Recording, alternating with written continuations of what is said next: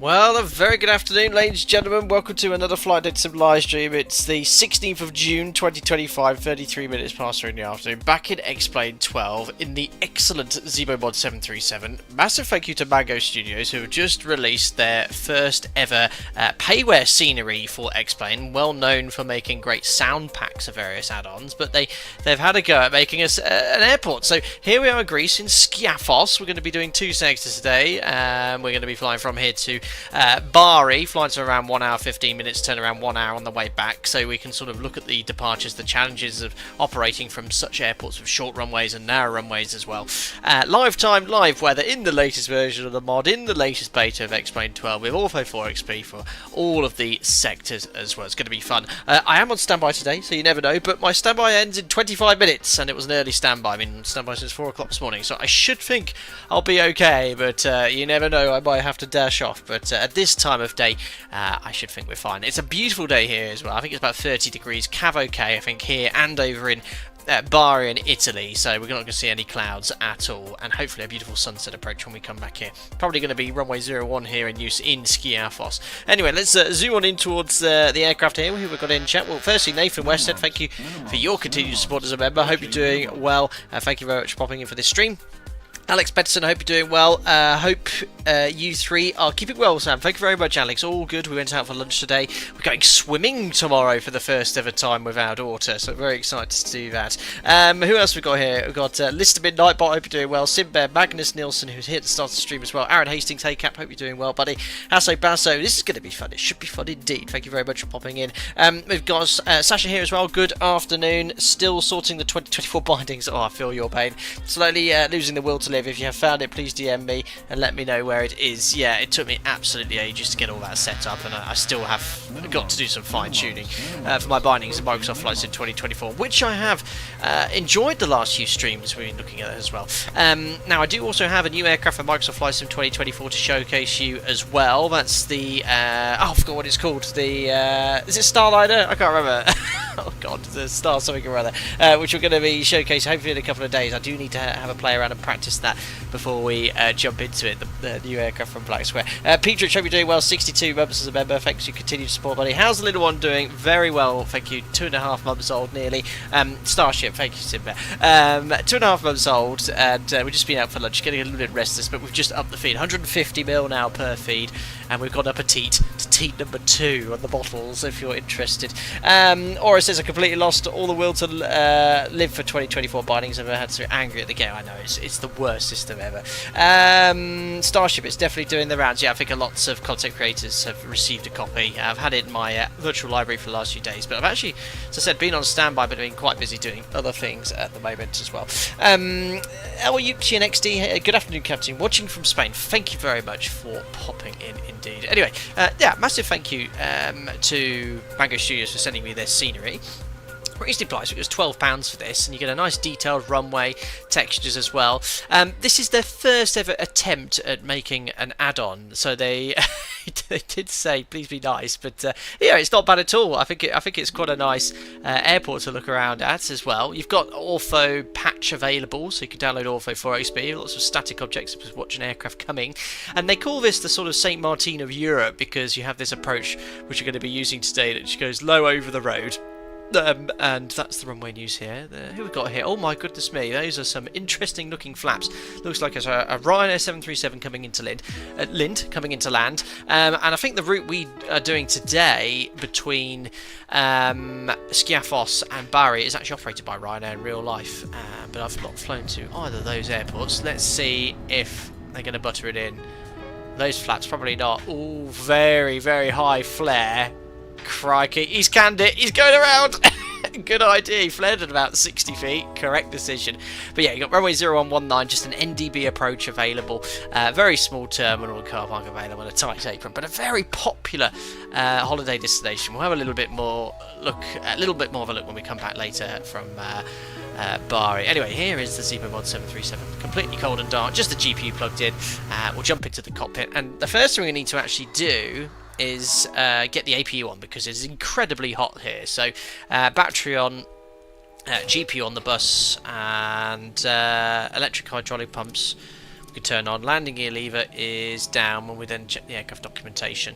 So before we start the APU, we always want to do a fire test first to make sure the AP fire detection system's working. So fault detect in op, fault AP detector in op is all good, and then the fire test. There we are. The AP fire lights illuminated, so the test is complete. So overheat lights, wheel well bell, and fire warning light 2. Let's start the X checklist.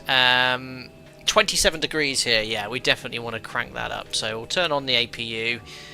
And we'll just turn on the fuel pumps now to make sure the APU has positive fuel pressure.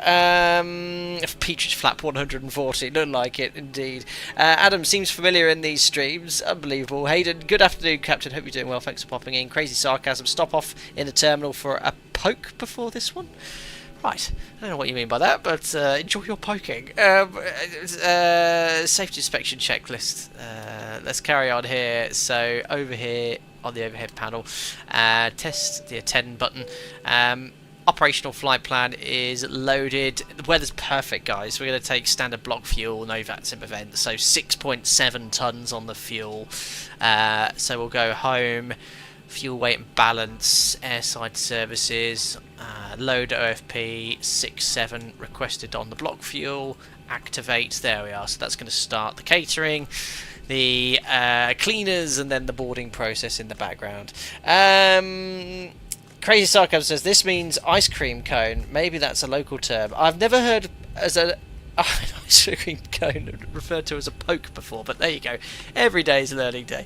Right, where did we get to? Yes, AP on the bus. We just have to wait a couple more minutes to start the APU bleed. Check the config. Flaps are up, which matched indicated position. Cargo fire test next. Forward aft discharged. Fire warning lights is on. Refueling is starting in the background as well. Radio tuning panel's pretty much all set. We're on Unicom 122.8. Rudder aileron trim. We check 3 and 0. Gear extension door is good. Voice recorder's on. Stall warning test. Gonna have to wait a little bit longer for the the informant of AC power to do the stall warning test. Flight recorder's checked. Ground to flight deck. Fuel is all loaded up. Mac airspeed. Warning test complete. IRS to nav. Oh, so many distractions. IRS 7 minutes to the alignment, and the circuit breakers are all in. That's been about 2 minutes now. So pop on the APU bleed. Packs on auto. Nice, cool, conditioned air coming into the cabin at this present time. There we are. I think that's gifted members going to be the Simbear once again. You've really shown your generosity. I don't know how many gifted members in total, I've lost count, but thank you very much. 5 more coming in. We've got Hasso Basso, Stu Green, Brian Starks, Huni Lard, and Gary Robertshaw all joining as members of the channel. Thank you very much indeed, Simbear, for your generosity. You all guys get invited to our members only Discord. Hope you enjoy using the custom emojis and chats. Thank you very much indeed, Simbear, once again for your incredible generosity.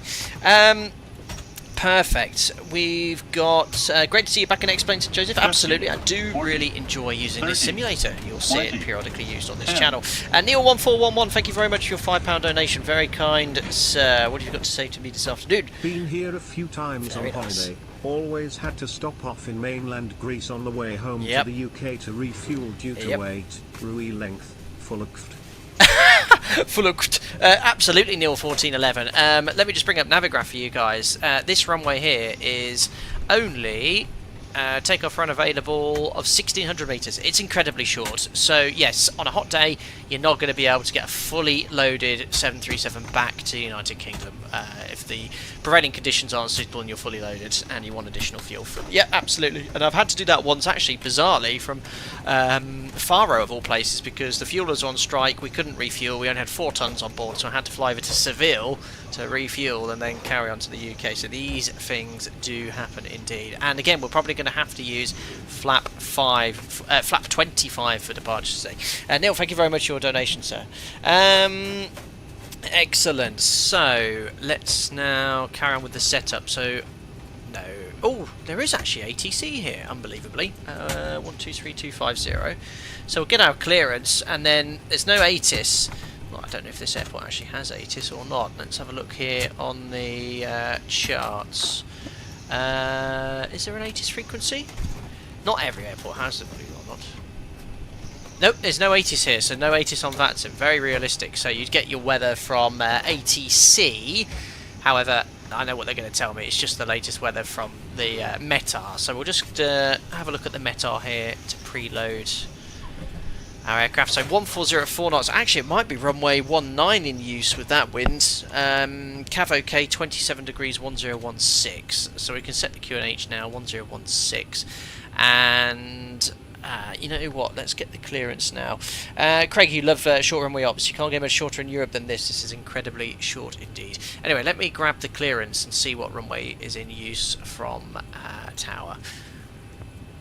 Let's have a look here. Skiathos Tower, good day. Alpaca 1 Romeo India, stand 1 Alpha, requesting departure clearance to Bari, please.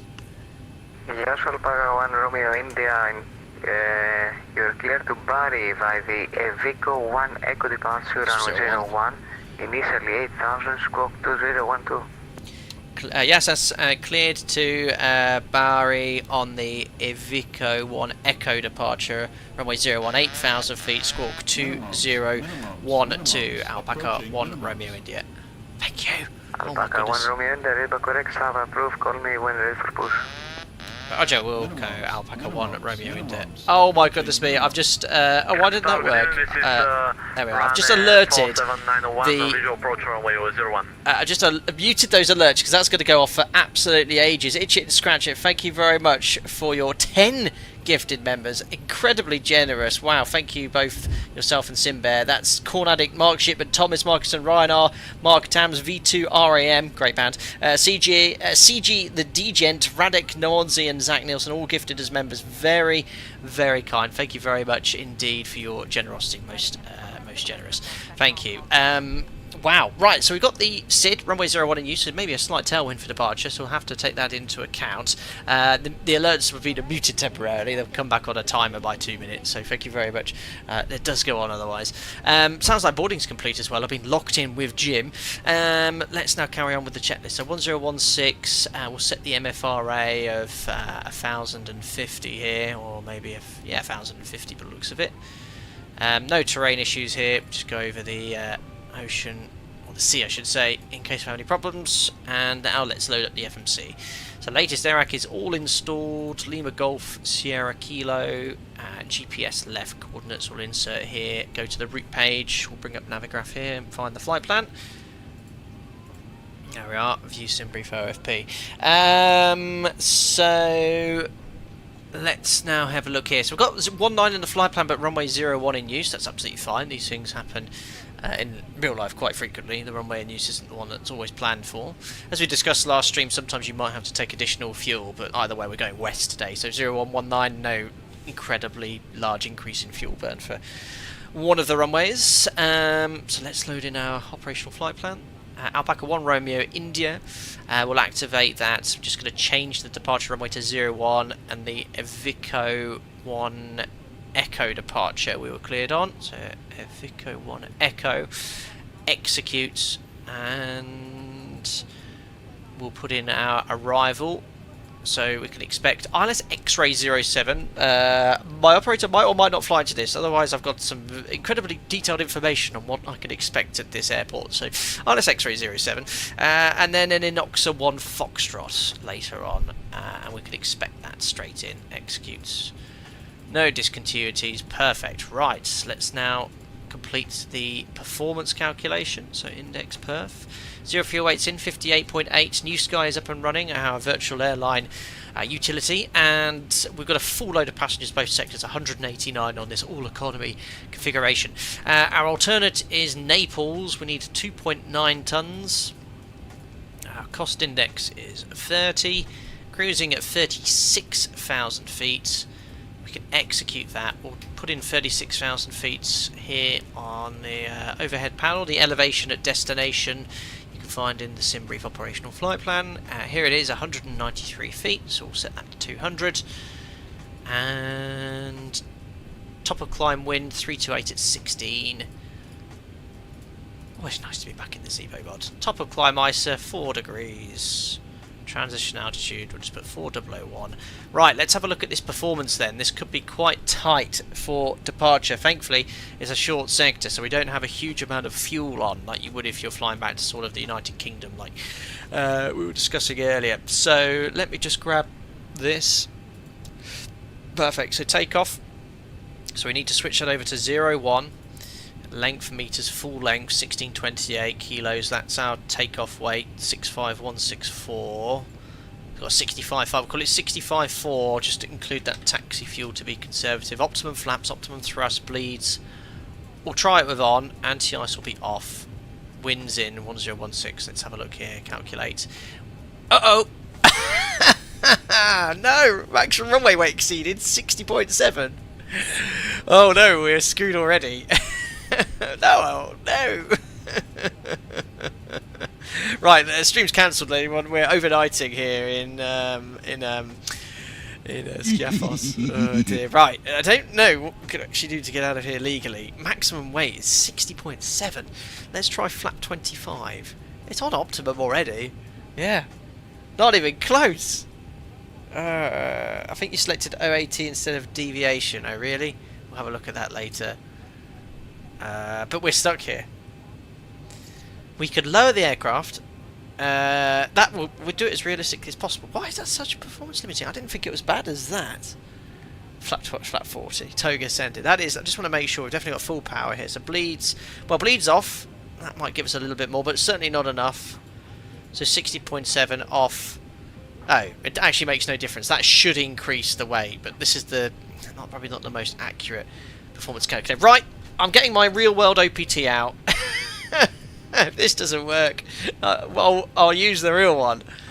Here it is, ladies and gentlemen. I'm going to check the figures from real life. Alright, let me just type in here. Right. Registration. Lima Golf, Sierra Kilo, runway 0... Oh, of course! We might have to depart off 19 because of the tailwind, guys. I'm just going to put here, what was the surface wind? That's what will probably be hurting us. 140 at 4. It's a 2-knot tailwind, 27 degrees, QNH 1016. What's our takeoff weight? 65.4, we said. I'll just put a random CG in, 20%. What's our zero fuel weight? 58.8. Right, the real OPT says... Can't do it. It says we need... 62 tons. Can't do it, guys. We're stuck. 62. Let me just switch the runway over. Runway 19. Calculate. Yes, there you go. Do you know why else? Is the slope modelled here? Runway 19 it is. Bleed to auto.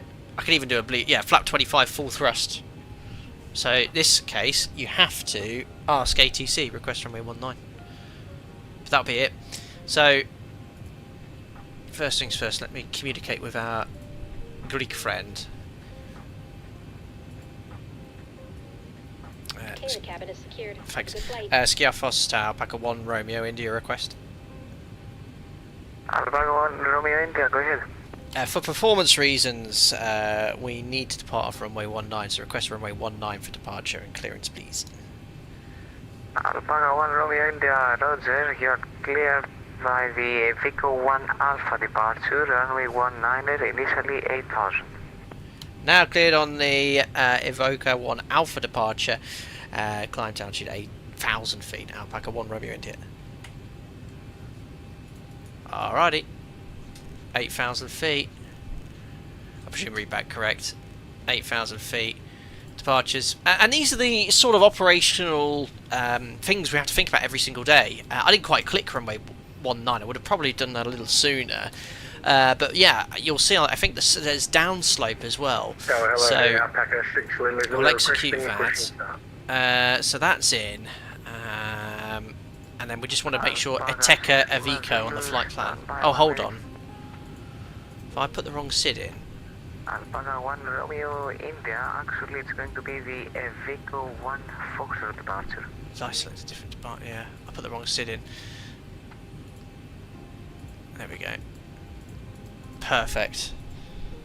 Ivico 1 Foxtrot, there we are. That's better. So now we're good. Now we're legal. So these are performance issues that we deal with every single day. Airports that I fly into frequently where we see this is Lanzarote. Lanzarote, when it's runway 03 with a slight tailwind, is very performance limiting.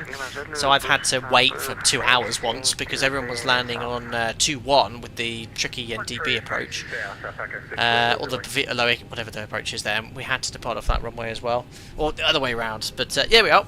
We're all legal. Field length limited, 65.8. Remind me, guys, it's a flap 25 takeoff today. So it's 26k full. No D rate, 99.8, and we can do bleeds on, so flap 25, CG is in, 4.75 units on the trim, it's quite nose heavy actually. There we are, and the speeds, 29, 30, 40, all match sim brief, there we are. So, yeah, that tailwind is, tailwind really affects performance for departure. Okay, there we are, so we've sorted that. Okay, so yaw damper on, nav transfer display switch is normal auto fuel. I'll catch up with chat in a second. Obviously we had a little bit of an operational issue to deal with, but that has all been sorted. I always do endeavour to do things as realistically as possible for you guys. We probably would have gone off the runway with that performance as well. Okay, runway QDM now is all switched over.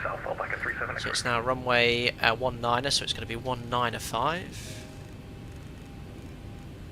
195 and 195. Superb. Order brake to RTO, reset fuel flow for the next sector. Jim, you can have the legs page as your pilot monitoring again. Trim set. We've done all this on the pedestal. Great. Perfect. Oh, I thought he said 1 alpha, not 1. You're right. He did say 1 alpha. Oh, goodness me. Runway 19er, and it's a Ivica 1 alpha. Yep. I even wrote it down. It's a 01. It's an Ivico 1 alpha. Liam Echo Lima 3 has spotted the mistake that I did on purpose to make sure that all of you are paying attention, which I do every single stream. I never have made a mistake, only on purpose. So thank you very much, Liam Echo Lima 3, for your time as a member, moderation and support at all times. Right, I think we're good. Real wiggly departure. Right, I thought I heard him call back and say 1 Foxtrot. Oh, did he? I think it was... No, it was 1 Alpha. I even wrote it down. It is the... Just to make sure I'm happy here, Alpaca 1 Romeo India. Could you just confirm the SID one more time? Alpaca 1 Romeo Alpha, FM, Vico 1 Foxtrot, Echo Victor, India, Kilo Oscar, 1 Foxtrot departure. Thank you. Evico 1 Foxtrot, Alpaca 1 Romeo India. So, Liam Echo Lima 3, you made me look like a right fool. This is why. Evico 1 Foxtrot. I think 1 is RNAV and 1 is conventional. Well done, only Oliver as well. Right, we'll double check all this. I've put it in a big box now, so I definitely know what it is. Right, threats from leaving Skiathos then for departure. Obviously, very limiting takeoff performance, so make sure you're very careful with the takeoff performance calculations to ensure you're fully legal. It's quite a narrow runway as well. Narrow runway operator means more limiting crosswind limitations. So it's a dry runway here. The limit for takeoff is usually 33 knots. We reduce it to 23 because of it being only 30 meters wide here. But really for departure, most of the threats are associated with the approach. So it also says that takeoff runway 19 isn't always authorised due to ships in the south. So that's all complete. We then check the routing, which I'll just do sort of here. Ground distance 440, we'd step through each waypoint of course, but you can see here 430 makes sense. 3.6 on arrival, our turn is 2.9 for Naples. We've executed the route. We then check all of the instrumentation, complete our emergency briefing and taxi briefing then. So runway 19er, so it's quite a busy apron here, so you know we'll get in the queue. Everyone's requesting taxi, but we're going to have to wait on Alpha, backtrack 180, 19, and I'm really curious to know if Navigraph actually does allow for the fact that runway 19, you see it's downslope. See this, look? So if I put my head up, and that's obviously massively improving takeoff performance. So I think the slope is simulated with that takeoff performance calculation. Because I wouldn't anticipate a 2-knot tailwind to a 2-knot headwind allowing me to lift an extra 5 tons. Is there any information here about slope? Or I just presume it might be allowed for. Let's have a look here. Does it say anything about slope? No, it doesn't, but I think it must do with a 5-ton extra weight we can lift. Anyway, we've proved the tanks, it's pretty straightforward, and now the SID is going to be the EVCO 1 Foxtrot. Okay, so I can de-pin this one. There we are. So it's runway 19, straight ahead to 500 feet. We're going the wrong direction, left turn, Sierra Kilo 191 to Sierra Kilo 192, max speed 200 knots. So we might hold it at flap 1 just to comply with that speed restriction for the first few turns. And then we go back to the Skopilos VOR, and then we head west to Iveco. So you can see it's all coded, Iveco 95250 knots. So the only thing is that 200 knot restriction will hold at flap 1 to start with for the departure. 19 slope is minus 0.8%. AX made a good point. Try inserting a 2-knot tailwind for 19, see what happens. Yeah, that's a really good idea actually. Let's have a look here. So if I put what's going to be reciprocal for that? 3204. So that we can lift 65.8. Wow, 63.8. So I think there must be some slope calculation because it was 5 tons before. Now that's made a difference of about what was it before? 60.8. So about 3 tons difference. I think it might be using some sort of slope data. But yeah, we definitely need 19 for departure. Hoo Chum, yeah, I've already cross-checked against the real-world OPT. It was about 2 tons difference, but certainly close enough within the confines of a desktop simulator. Oh, I just realised the alerts. Why has that not come back on? That should have done. But thank you very much for your subscription. Valacur, thank you very much indeed. Welcome on board. There we are, alerts should be back on now. Okay, SID we covered, APU started. We best do our checks and get out of here. Safety inspection checklist. Surfaces and chocks. Checked. Maintenance status. Ground to cockpit. Checked. Tow is driving up. On. Electric hydraulic pumps. On. Landing gear. But yeah, this is a, if Well, you exclusively use Explain, which I know a lot of you do, this is a great airport for short runway ops. Nice to Before have a start detailed checklist airport to as the well. line. IRS mode selectors. Nav. Gear pins. Light test. Oh, not done that. So oxygen we'll just check. All good, and then a light test as well. Checked. Oxygen. Tested 100%. Yaw damper. On. Nav transfer and display switches. Normal and auto. Fuel. Good. Some doors are still opened or the GPU Roger. or the SU are still connected. Oh, too much to do. I'm waiting for all of them closed and disconnected, then I will GSX proceed. or Explain ground crew never happy. Fuel, we've got 6-7 on board, 6-5-3-4 and Check. 4 pumps on. Fuel pumps. 4 pumps on. Cabin util IFE galley power. On. Emergency Get the exit GPU lights. disconnected. Armed. Fasten belt. Okay, all doors and hatches are closed. Window heat. Ready to connect. On. Air conditioning. PEX auto. Bleeds on. Pressurization. So cruising at 36,000 feet, PAX auto bleeds on, land out is set. Set. Pressurization mode selector. Auto. Instruments. Cross-checked. Auto brake. RTO. Hydraulics. Normal. Speed brake. Down D10. Parking brake. Set. Stab trim cutout switches. 2 minutes Normal. late. Wheel well fire warning. What's going on? Not again. Uh-oh. I did do the fire test. Checked. Radios, radar and I hadn't started the transponder. checklist, had I? That is set standby. Set and standby. Rudder and aileron trim. 3 and 0. Takeoff briefing. Discussed. Discussed. Complete. PA. Complete. FMC CDU. Lorenzo, cross speed start. Set. Yeah, we do that for APU in op. Maybe next sector, we'll see how we are for time. Auto. V-speed But I will set. just do a normal start Stab here. trim. Set. Performance, weight and balance. Lots of ATC here. Check. EFB. Airplane mode. and Definitely stop. check the performance. Phones. Off. Flight deck windows and cockpit door. Closed. Doors. Closed. Passengers. Seated. Before start checklist completed to the line. Good, so he's cleared us for start already, but we'd still request for push first. Apron looks all clear to be fair, so we'll request push. Alpaca 1 Romeo India stand 1 Alpha request push. Alpaca 1 Romeo India set squawk 201 please. Squawk to 012 Alpaca 1 Romeo India. Oopsie.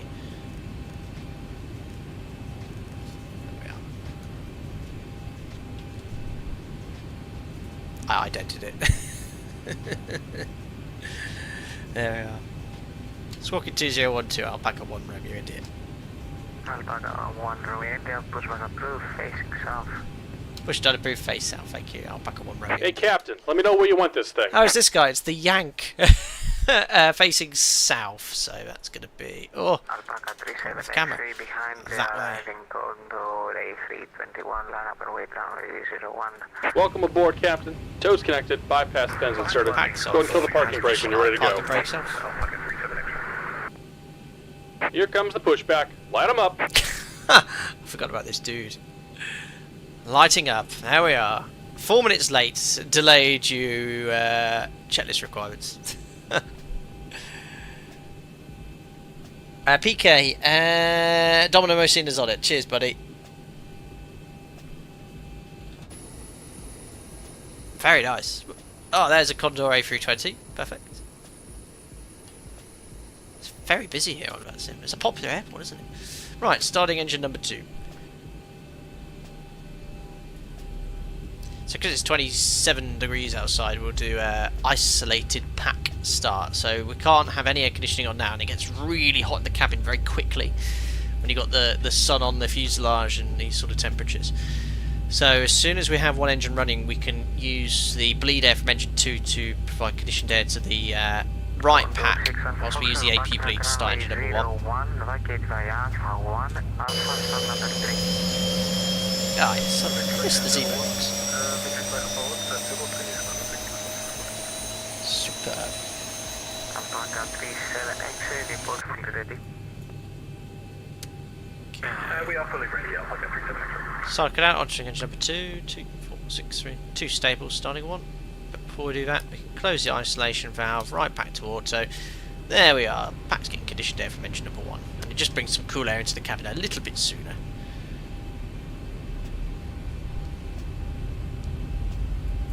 Head 2.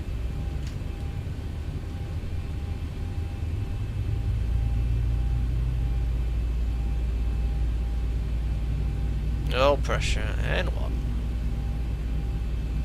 25. Fuel on.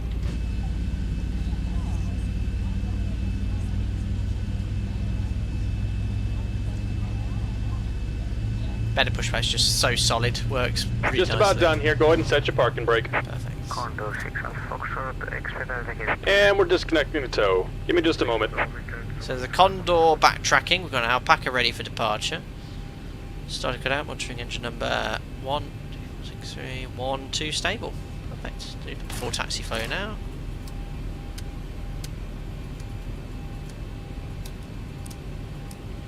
All good up there. Flaps to 25. So easy to forget that because at my operator, flap 5 is all we ever do, unless for performance reasons. So it's so easy to plan for maybe 25, but still select flap 5. Right, flight controls checked and recall blank the lower DU, and we'll now read the before taxi checklist. Generators. And we're disconnected. Signal and fin on the right. Take these and have a safe flight. Continuous. Propeat. On. And No, actually. Off. Where's the Air first conditioning. officer? Pegs auto. Bleeds on. Jim's here. Isolation valve. Auto. Hope you're doing well, buddy. Flaps. Flaps 25 required and selected. Green light. Stab trim. Set. Starts levers. Idle detent. Flight controls. Checked. Recall. Checked. Before taxi checklist complete. Alpaca 1 Romeo India request taxi. Alpaca 1 Romeo India, taxi via Alpha Hotel, Alpha 3, backtrack runway 01. Alpha Hotel, Alpha 3, you can line up backtrack runway 01, Alpaca 1 Romeo India. Clear left, clear right, yeah, do that before you start moving. Config. So basically a straight line, guys. Very nice. First time I've used payware scenery in X-Plane for a very long time. The default airport is obviously very, very nice, but it's, you know, nice to see that some developers are still utilising this simulator to bring real world sort of layouts and all these correct signage and information, which, you know, the taxiway markings in X-Plane 12 default airports are great, but this is obviously matching the airport. Very nice. Hector, we had to switch off runway... Oh, hold on. Yeah. Did he say 01? Yeah, he knows 19. I think he might have just said 01 by autopilot, or maybe I read it back, but we're definitely backtracking from runway 19.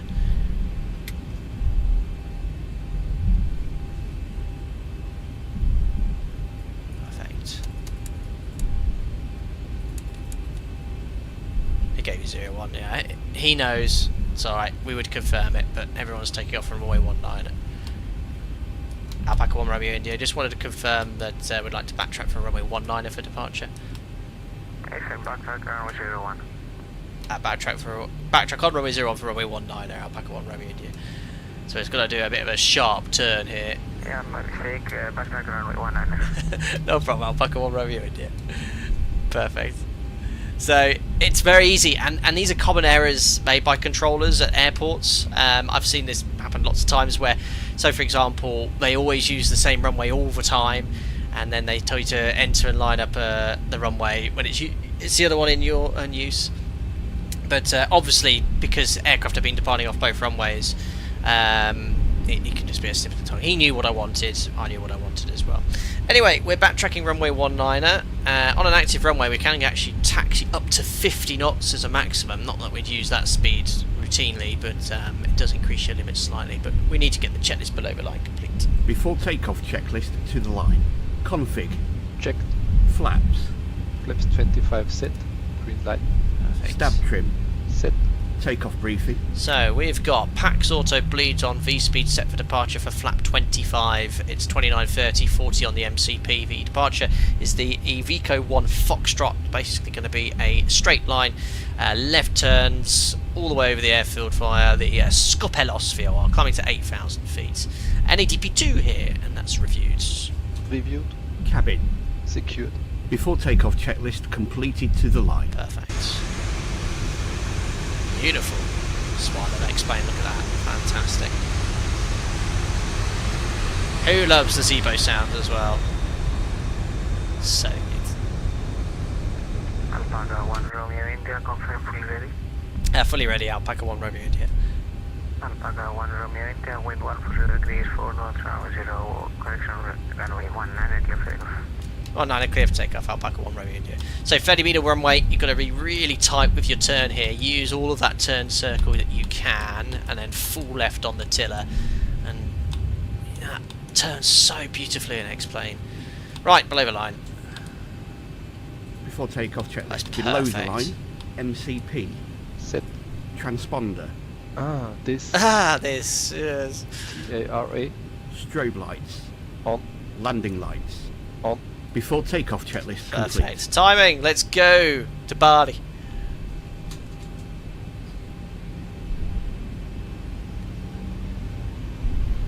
Perfect, stabilised, set takeoff first. 99.8, full 26k, flap 25. Beautiful. Down we go. Takeoff thrust set, indications normal.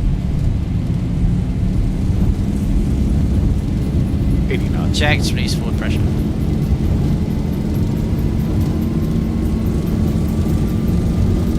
Well, we needed that. V1, rotate.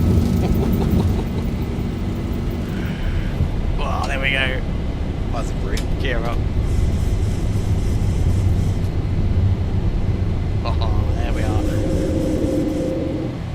400. Verify LNAV. So don't do flap 25 takeoff. So I'll just show you the flap retraction for that. So 1,000 feet bug up. So flap 25, we bug up as usual. As soon as we're above the white bug, we go to flap 15. Alpaca 1 Romeo India, Flap 15. contact Athena 129.675, bye. 129.65, Alpaca 1 Romeo India, bye. Flap 5.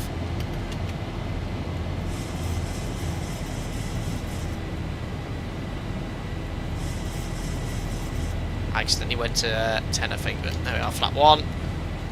And flaps up. I was a bit behind the flap retraction, but it's so quick in the 7.3 flap 25 flap retraction. But the white bug you select flap 15, 15 bug flap 5, 5 bug flap 1, etc, etc. It's very quick flap retraction. Alrighty. That's command A. Got to do the fly pass, guys. Explain.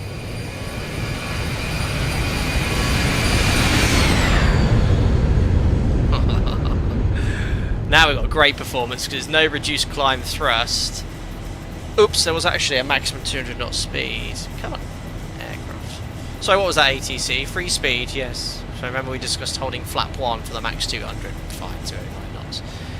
Right, we'll contact Athena. Was it 8,000 feet or flight level 80? It must be flight level 80 because the transition altitude is 4,000 feet. Standard set. Off, and then we'll just contact Athena, and then we'll do the after takeoff checklist. 675.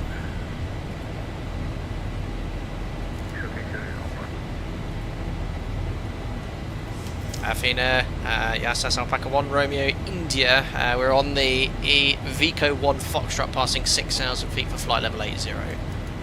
Alpaca 1 Romeo India, Athena, good morning. Climb level 200, report passing flight level 150. Flight level 200, all call passing 150, Alpaca 1 Romeo India. Perfect. After takeoff checklist, Athena. ready for departure. Someone's in Corfu.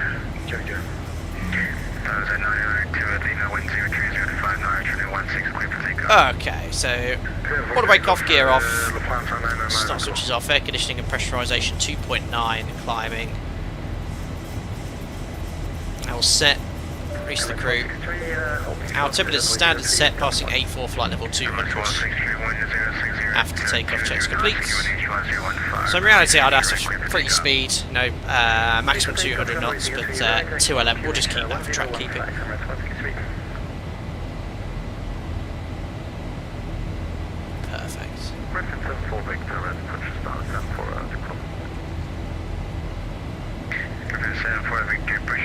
So when you got full 26k like this, the performance is really, really good.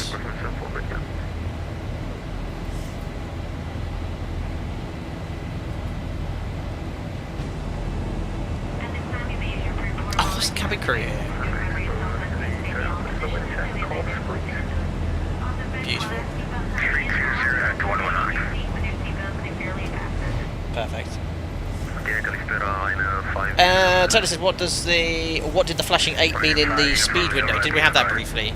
So because we went flap 25, it just meant the speed was a bit fast for the configuration, but I think you can just quickly retract the flaps, quite normal. Underspeed and overspeed symbols.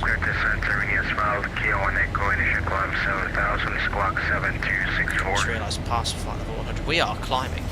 So there's that speed restriction gone. So we're in VNAV. So as soon as we've passed, this is a fly-by waypoint by the way, which is why we're massively undershooting it.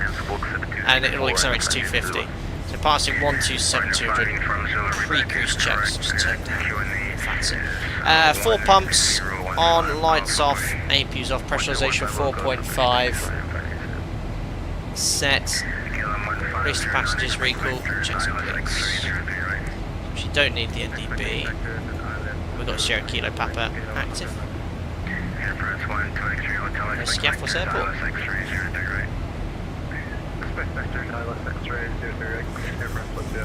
Only Oliver says, what does the to the line or below the line? So when we read our checklist, which is here, there's a line here. So this is all before start checks.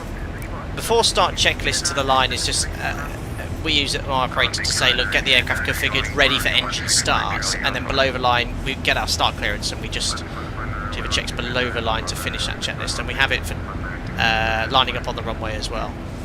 This dash line here. So before takeoff checks to the line complete is up to the cabin, and then when we get clear to line up or take off, we do below the line. Perfect, there's 150. So we'll contact ATC.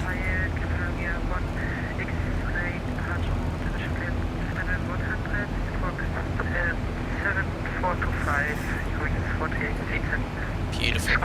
X-plane's looking pretty nice, isn't it, guys? Every back is correct. Alpaca Alpha level 360, thank you, Alpha 1 Romeo India. There we are, so obviously he was giving clearance to someone, so didn't have to make the call in the end. So 360 is set, that's our cruise level. We'll check on the overhead panel, MCP, and cruise as well, 360. Perfect. Adam, just a shame my cockpits are still dark even in the beta, would love to use it. So I mentioned last stream in Explain that developers, so I need to speak to ZIBO, they need to change something in their cockpit lighting now with the changes Lavender Research have done with the beta to get the correct cockpit lighting. Sasso! Hello. Sasso's a colleague of mine, and didn't you message me on WhatsApp? Did I ever get back to you? I am so sorry if I didn't. It's a combination of work, baby, planning a wedding, stuff outside of work, just scrolling through my messages. I think your message I never got back to. My apologies. But he will be providing ATC, it seems, in Bari this evening. In up 7 Win aircraft, their Microsoft flights to bounce around like GTA planes. It's not as bad as that, but yeah, I prefer the handle here. Alright, quick pressurisation check. All good. So people will start freezing with the temperature down there. As soon as we climb, we'll slowly warm it up again. The temperature's good, and the temperature in the cabin's lovely. Cool 20 degrees.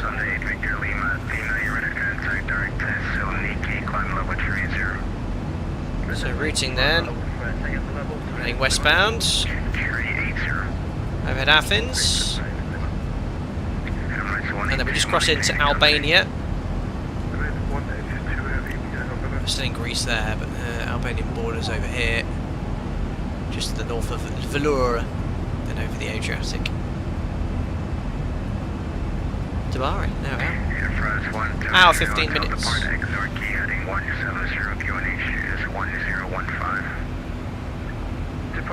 Actually, I follow another YouTuber on pizza making who's from Bari. Oh, very good. I've never been myself. Maybe this is the place to go. Hello, John. Quick question about top of climb. Sometimes I reach top of climb, but the bug keeps inching forward until it hits top of descent and disappears. Am I doing something wrong? So, top of climb, but the bug keeps moving forward. That sounds like a bug, but have you reached the cruise altitude in your FMC, John? So, sounds like you've got cruise here, let's say 360, but you're levelling off at 3.4. And if that's the case, it will keep moving along here. So you can see here, top of climb 80 miles away from here, and you can see that 79 miles to go. But if you have a higher cruise level in your FMC, it will just keep moving along as you level off below it and maintain altitude. Sounds like what could be happening there. Everyone's loving this checklist we're using today. Thanks, Listermin, Anthony, and Donna Mosina for providing those links promptly.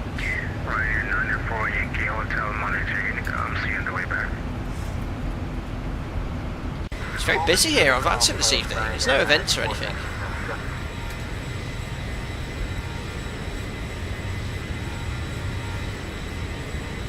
Well, bye-bye Skiathos.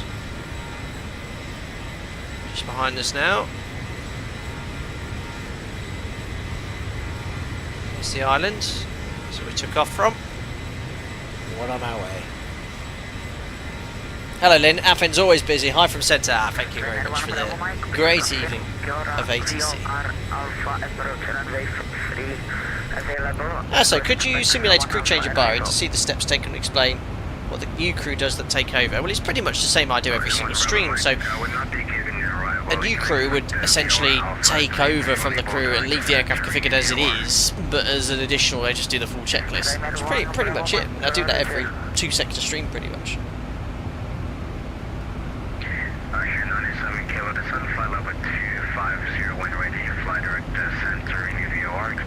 Not a cloud in the sky, beautiful, very accurate live weather today. There's Cav OK here, Cav OK in Bari.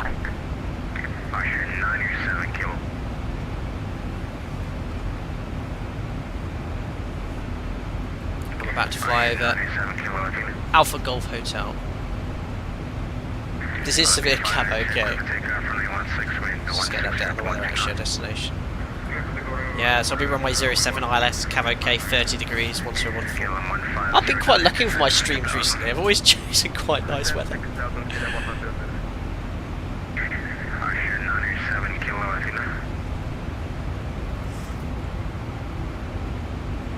Hello, Walking 1993. On the first flight of the day, do you find the aircraft cold dark, or does an engineer power the plane before you arrive? So for us, it's cold dark. Ready to board. Different airlines, large jets, I think, are typically powered up. But I don't know outside of our operation. But cold and dark first wave on earlies. Sasa Pilot 06060, you want 25 for RMP? Oh no, ILS please. I've got to do a locator approach, it's going to take all my effort later. Whatever runway's in use in real life, Sasa Pilot. If it's 07 approved for 15 knot tailwinds, we'll do that. You can give me a cheeky shortcut if you like.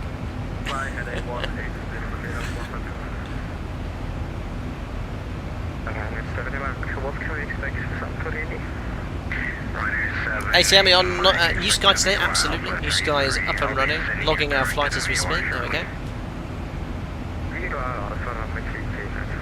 For you it's going to be Lock 38. What's that?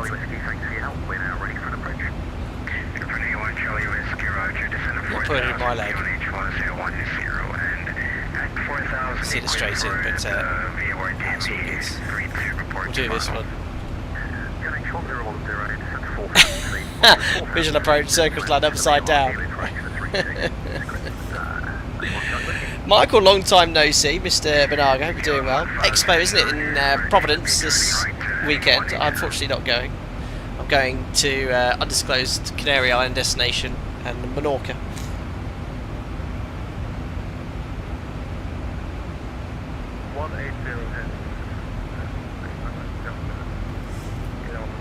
ZIBO, I didn't see it in chat. I hope you're doing well, buddy. Welcome on board, Cubic Demon. Hope you're doing well, buddy. Nancy said to Edo, funny story. The city I live in also has a pizza place where the owner is also from Bari, Puglia. Sells the oriscetti from the region. Very cool. Michael, what's it been? 5 years? I've not seen you for ages. Thank you very much for popping in.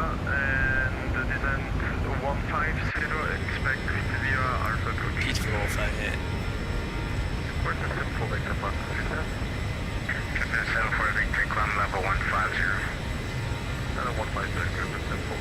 Well, it's a bit unusual today actually. When I usually been providing scenery very generously from developers, I usually just do one sector fly in, but I thought, you know what, let's actually start at that scenery. And I was on standby today, so it's not like I've been at work, so I thought I'd squeeze in 2 sectors. It's incredibly hot in the UK here today. Always been moaning about how wet it is. It's about 26 degrees here. My office right now, 27.4 degrees. Warming. Sherry Scott, is this the latest beta? It is. What are we on? Beta 7, beta 8. There was an update this morning when I updated it.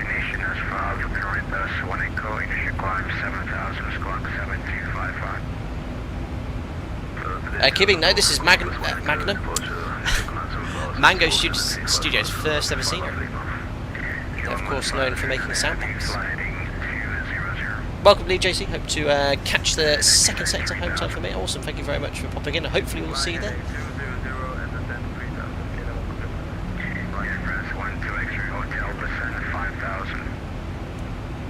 Almost at 36,000 feet.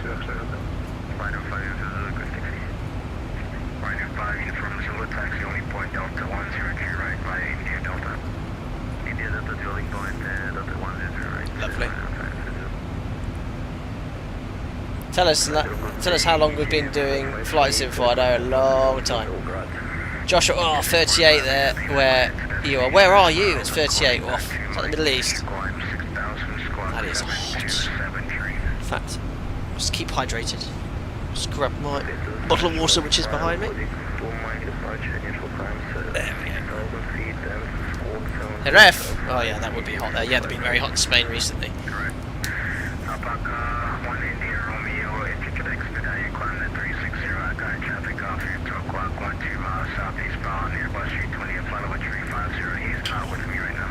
Wilco, Alpaca 1 Romeo India. Max rate execute. That's the most effective way of doing it, and safest way. Check, there's no one above us, so we'll accept the high rate of climb. And there they are. Well, it looks like he's above us, but that could be quite an easy optical illusion. There we are. Ah, TA. There's different traffic, I think. Doesn't look like it, but he is 1,000 feet below, and that is an optical illusion you actually have quite frequently in real life. So that's a TA we heard. Just means monitor traffic. Don't need to disconnect or anything like that. There we are. EasyJet. An Airbus.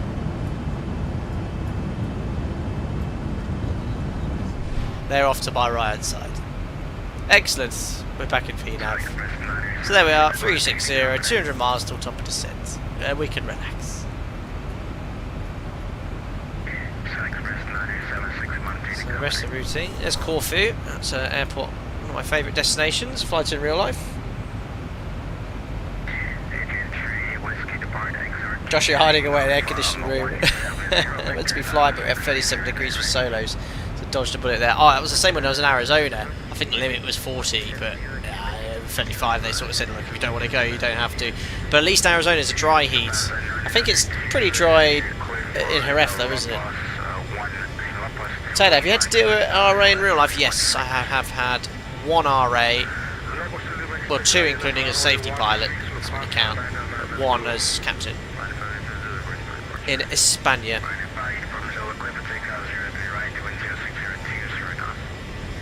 Showboat, yes, that's his. I don't know if I said it. I did read it. But I say yes. This is author. This is author. Very nice. Everybody see it? Lifetime live weather. Check out my second YouTube channel. Thanks, LIBD. I need to blow the dust off. I might fire up some War Thunder on my days off one evening and just play a bit of War Thunder on the second channel. Oh, Mark 46. Ouch. Sasso, Brindisi online as well. I got the staff. Oh, crikey, was no need to go out your way for me. It's very kind though.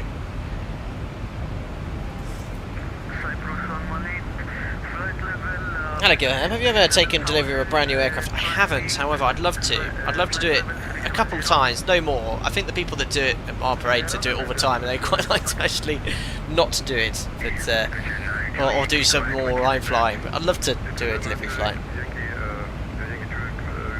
Josh, you're in Jerez, obviously, yeah, usually, but very humid today, which just makes it horrific, especially in the non-air-conditioned Warrior, where you get holding points of commercial routes. Lovely. Yeah, it's the humidity which impacts the heat. Obviously, in the UK, generally, it's quite humid, for those of you outside the UK, and it's only 25 here, but if you're in the sun doing anything laborious, like we were doing this morning, doing some gardening and weeding, we were having a bit of a sweat on.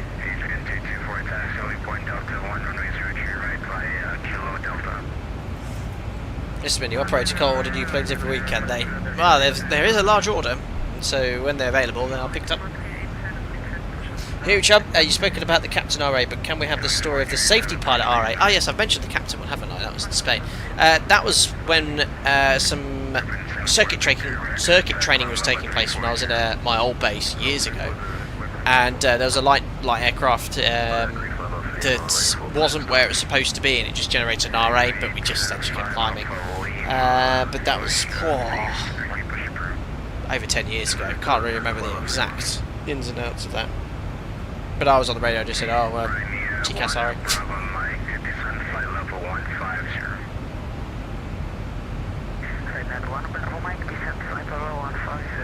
Funghar says, do you have any tips? Do you have any tips for being able to remember all sorts of numbers and information given by ATC, especially during peak periods, takeoff and landing? So, yes, not so much on VATSIM, but in real life, you can quickly, let's say ATC just said Alpaca 1 Romeo India, fly Mach decimal 80, report that speed to 131605. You can quickly do that, yeah. Report the Mach number 131605. So that's one way you can deal with assisting your short-term memory, but most of us, if it's just a frequency, it's fine. But when they start providing a lot of information, you can just quickly put it in the scratch pad. That's fine. That's the top tip I'd give you. Rosie been floating around 20 degrees up here in Scotland for over a week, and it's just so muggy and stuffy. Absolutely, in Scotland it's always humid. You get that plus the midges. God, I remember going on holiday there and living up there for a short period.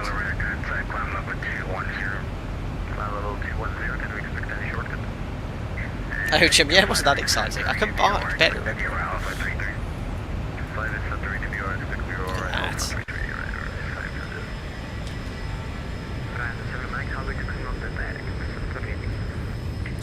Someone asking for diagrams. Cheeky.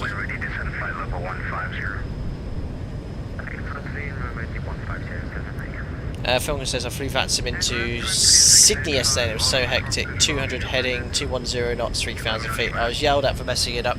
Yeah, so just take your time, pen and paper. And, you know, ATC shouldn't be providing multiple amounts of information at once. So you shouldn't be saying descend 3,000 feet, speed 210 knots, heading 180, contact 131.765. They would never do that in real life. Sharon says, did they increase the resolution of clouds in the latest beta? I don't think so. Well, maybe they have. Can't see. Not a good question to ask today, because the weather's so good. Increase. Over to you to confess the ATC Alpaca 1 Romeo India. Yes. Is there any Greek here? Greeks here. In Greek, I always notice ATC, they always say Yassas at the start and end of a transmission. What does it actually mean? I looked it up and I still couldn't make sense of it. So I just do the same every time I go there. I'm like, hello, Yassas. Then I leave, I go Yassas as well.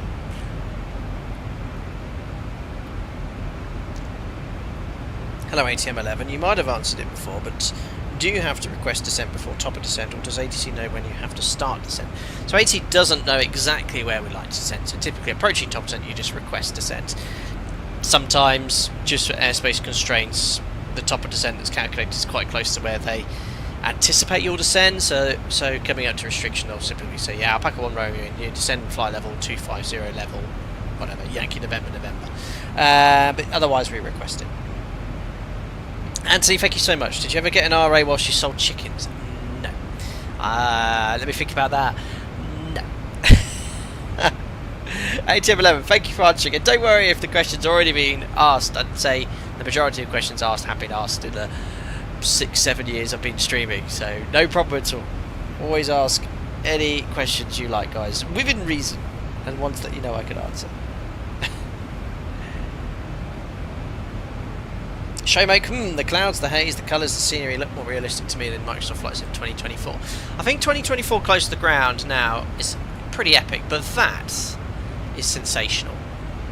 The whole, you know, the graphics are not great in X-Plane. I don't get it. Look at that. Lifetime live weather. You've got all of Greece here. You can see the Adriatic, and you can see Italy in the distance. There we are. That's the where we are geographically. You can see all of that as you would in real life. That's amazing. This looks superb. Looks like a bit of an inversion layer.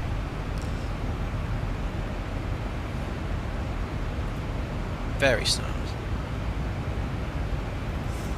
Ray says, now I'm picturing him launching himself over the rotisserie counter while getting an RA selling chilling. It's brilliant. Clark Roberts says, say something nice about Airbus.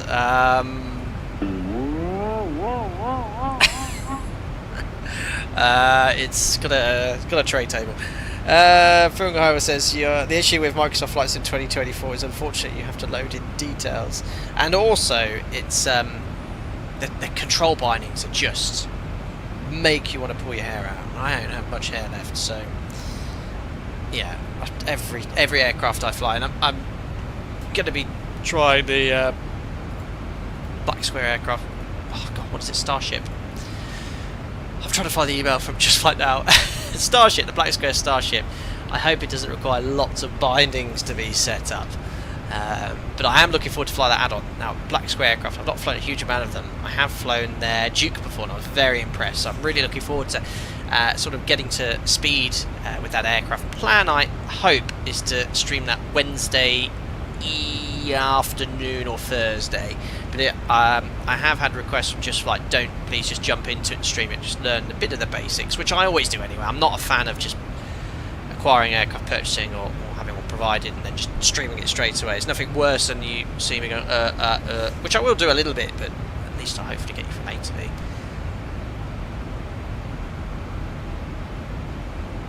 Nathan True pilots match their heading books. Thank you.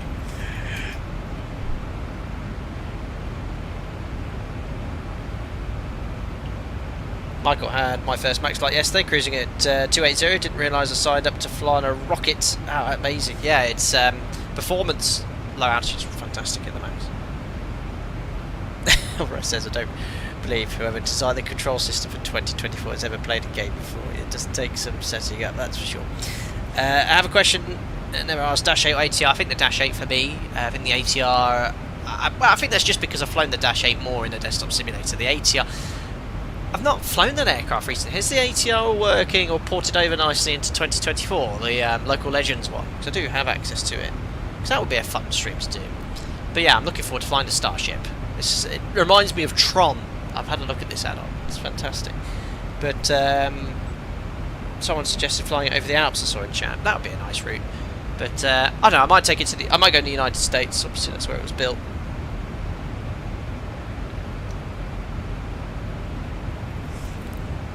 So we're on Unicom, guys. 130 miles to go. We've got ATC coming up and Sasso. Can I actually pick up an ATIS so far? Not yet. So we'll plan for 07. See if the weather's changed. 0604 Cav OK. So we'll plan for a shortened approach. But I'll start setting up when I'm about 100 miles out.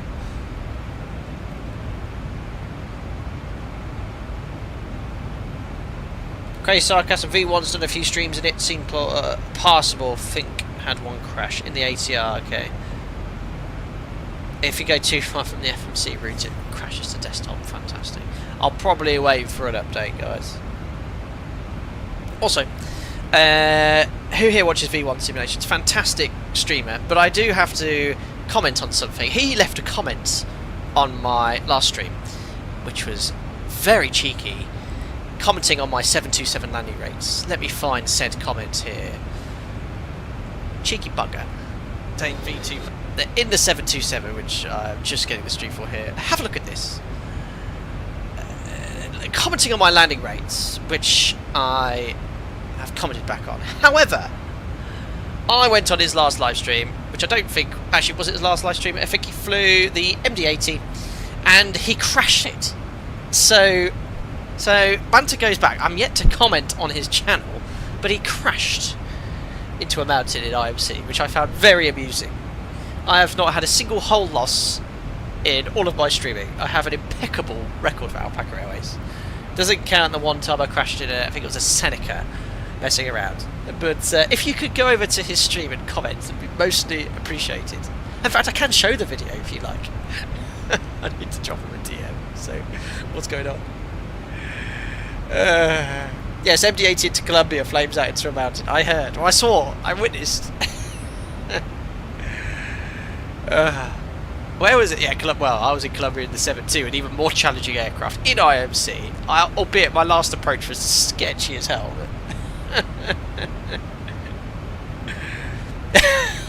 Anthony, I think it would mean more if you made the comments. Oh dear. Hey, Crazy Sarcasm, I think you should do the same approach same time. Send it over as a guide. Yeah, tutorial. Send it to V1, so here you go. She need a bit of help. I wish I was watching it live because I would have sent a donation and said, guys, if you head over to my channel for some reliable and useful information to prevent you from flying into a mountain. This is all in good jest. V1 is a very, very talented sim pilot and also very experienced real-life pilot, captain on the Airbus. I think he takes the same cavalier attitude to streaming as I do, which is good fun.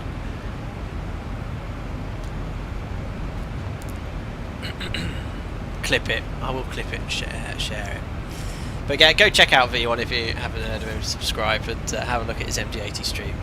Say Flight Sim said here. Said it's here.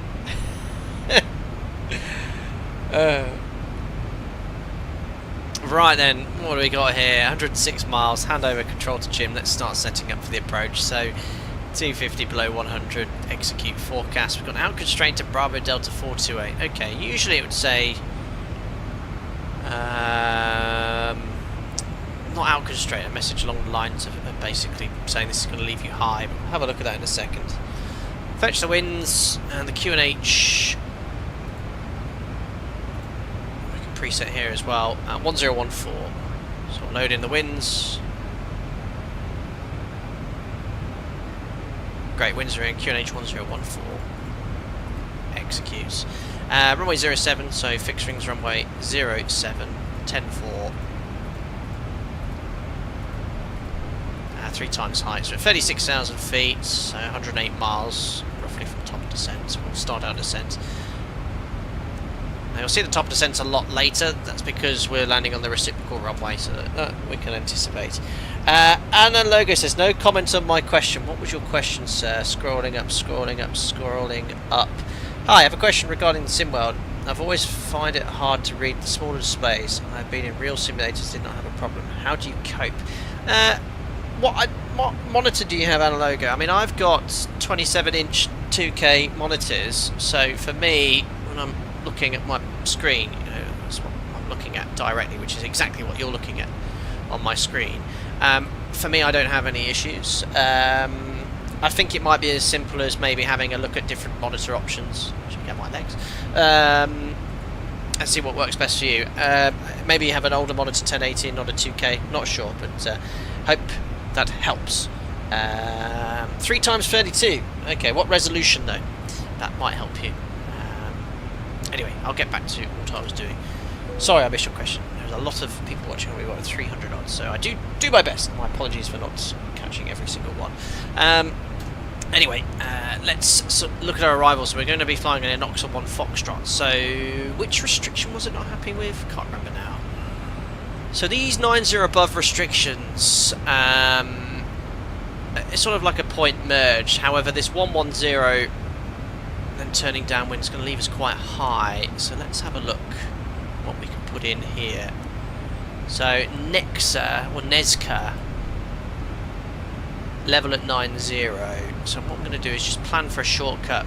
Now this is something you can't do in the iFly at the moment, but this is how we always plan for shortcuts. Temporarily put it in and delete any restrictions. So at Nezca, if I delete this, ideally for that straighted approach we'd like to be at 4,300 feet. Now here lies the problem. The restrictions 90 above, I can't really put anything more than a hard at 90, which actually leaves us 5,000 feet high. I've never operated into this airport before. Lo and behold, I do have an airfield briefing documentation, but it essentially says for runway 07, expect shortcuts, adjust speed and configuration accordingly, arriving from the east, doesn't really say. No, plan the ILS X-ray, anticipate 1 Foxtrot arrivals, then direct route kick radar vectors. So we'll call base when we're ready. 07 is preferred, up to a 50 knot tailwind. Potential intercepting glide slope from above, so we'll manage the energy accordingly. We can delay the turn on to base leg as required. Perfect. So they're the main issues at this airport. So we'll just step through these waypoints, make sure we're happy. So there's the 428 constraint it's not happy with. 90 above. I think it's just saying we're too high, but yeah, it doesn't matter. We'll hopefully get a shortcut. Right, so they're all in. Tracks, distance, times, it makes sense. Altitude, speeds. We've got a 4,500 at Bravo Delta 423. Why is this showing different waypoints? Bravo Delta 434, 428. There's number 3. Where's the key? Ah, there. Bravo Delta 423. So it depends on what arrival. If it's the 1 Foxtrot 4,500 or above, check. Route kick 4,000, Foxtrot India 073 degree ILS, great. So that's the RNAV arrival checked. ILS X-ray, frequency is 11135. Oh, it's nearly 30 degrees of Malthus. Sweaty. 135. 135. We'll put Bari VO on standby 16.4. Course is 065.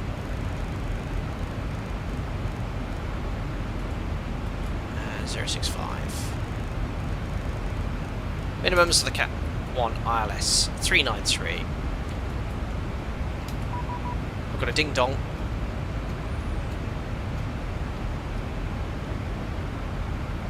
Okay, frequency course is minimum set. Let me just check in with ATC. There we are. And we've got frequency 12475. Over we go. Excellent, this should be Brindisi.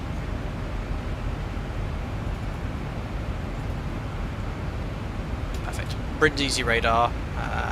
Ciao, it's Alpaca 1 Romeo India. Flight level 360 to Limja.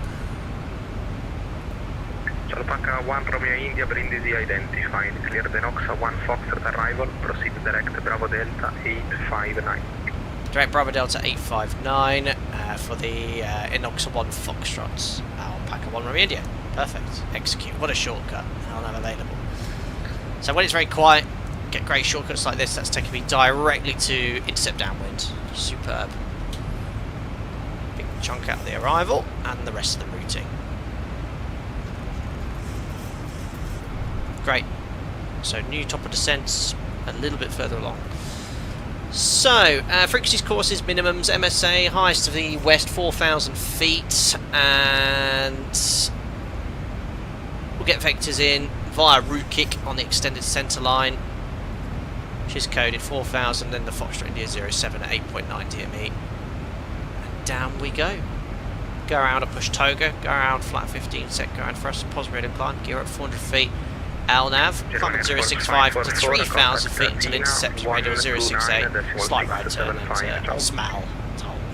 3.2 on board, 4.2 on arrival, so we're going to burn 1 tonne of fuel. We need 2.9 to get to Naples, so it only gives us about an extra 7-8 minutes of holding before we need to commit to either Bari or go to Naples. Tonne to burn, landing weight 62 tonnes.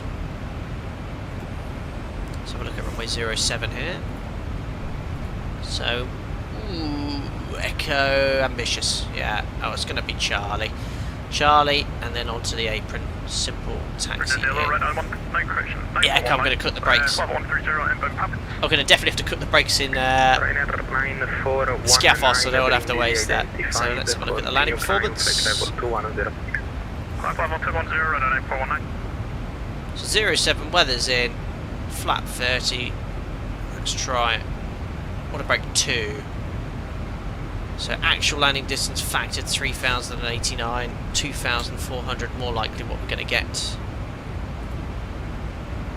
We've got 3,000 metres available, so the factored landing distance is actually over the end of the runway, so we'll go order brake 3. Order brake 3 is giving us 2,458 factored 2,000 metres. So we'll use order brake 3, second detent reverse, brake cooling will be fine. Temperature 30, if I didn't use reverse thrust, we'd probably exceed 30 minutes or so brake cooling, so we definitely want to keep it that way. ILS please, SAS of the pilot. Don't fail the glide slope on me or anything like that. Thankfully I don't think you can do that in X-Plane. We're going to do the locator approach at Skiathos, which is a really cool approach, unique configuration. We fully configure gear down flat 15 at about 10 miles, flat 47, and then we disconnect and manually fly raw data onto a very short, narrow runway, so it's a pretty exciting approach. Anyway, let's do the descent checklist. Descent checklist. Pressurisation. So we've got the overhead panel, land out 200 cents. Anti-ice. Off. Approach briefing and fuel. Is discussed. Discussed. IAS and alt bugs. Checked and set. Descent checklist complete. Yeah, don't forget to actually put the flap setting in 61.9. Flat 40, order brake 3, second detent reverse. And I don't think I've got the setting on which shows you what flaps you've selected on the PFD. There we are.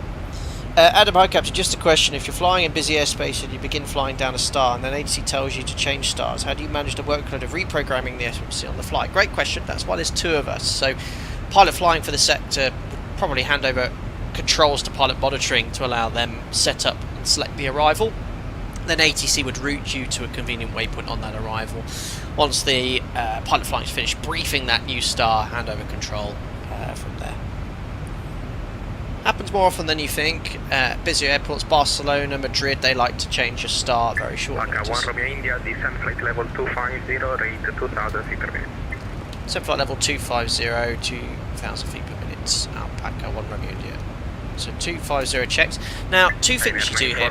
Push out into vent to make sure that the descent logic is activated, but you have to then select VS and go 2000 because VNAV won't descend at a specific rate other than 1000 feet per minute if you're below profile. Adam, great answer, thank you. Although that's hard to do in a flight sim by yourself. Yes, on your own. Just good luck.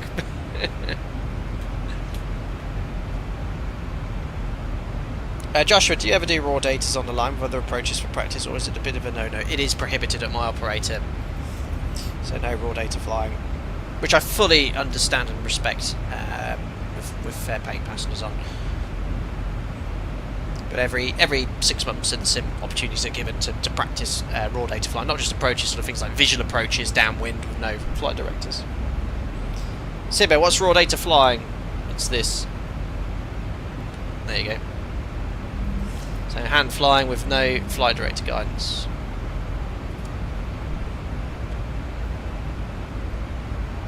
Michael, you just watched the MD-80 crash, lol. Excellent. Actually, just to make sure everyone that's watching, that's not a real MD-80 by the way, that is a simulated crash of Rafa V1. Contact Billy 118.750, Alpaca 3783. Rainer range 419, climb flight level 350. Evan, good luck with your interview at the flight school next week. Be yourself, and any knowledge needed required prior to that interview. Study the aircraft you'll be learning to fly on, the flight school itself. That will look good to any potential interviewee, or you as an interviewee to the interviewer. Yeah, crazy sarcasm. I know. That's why I quickly said it. Virtually.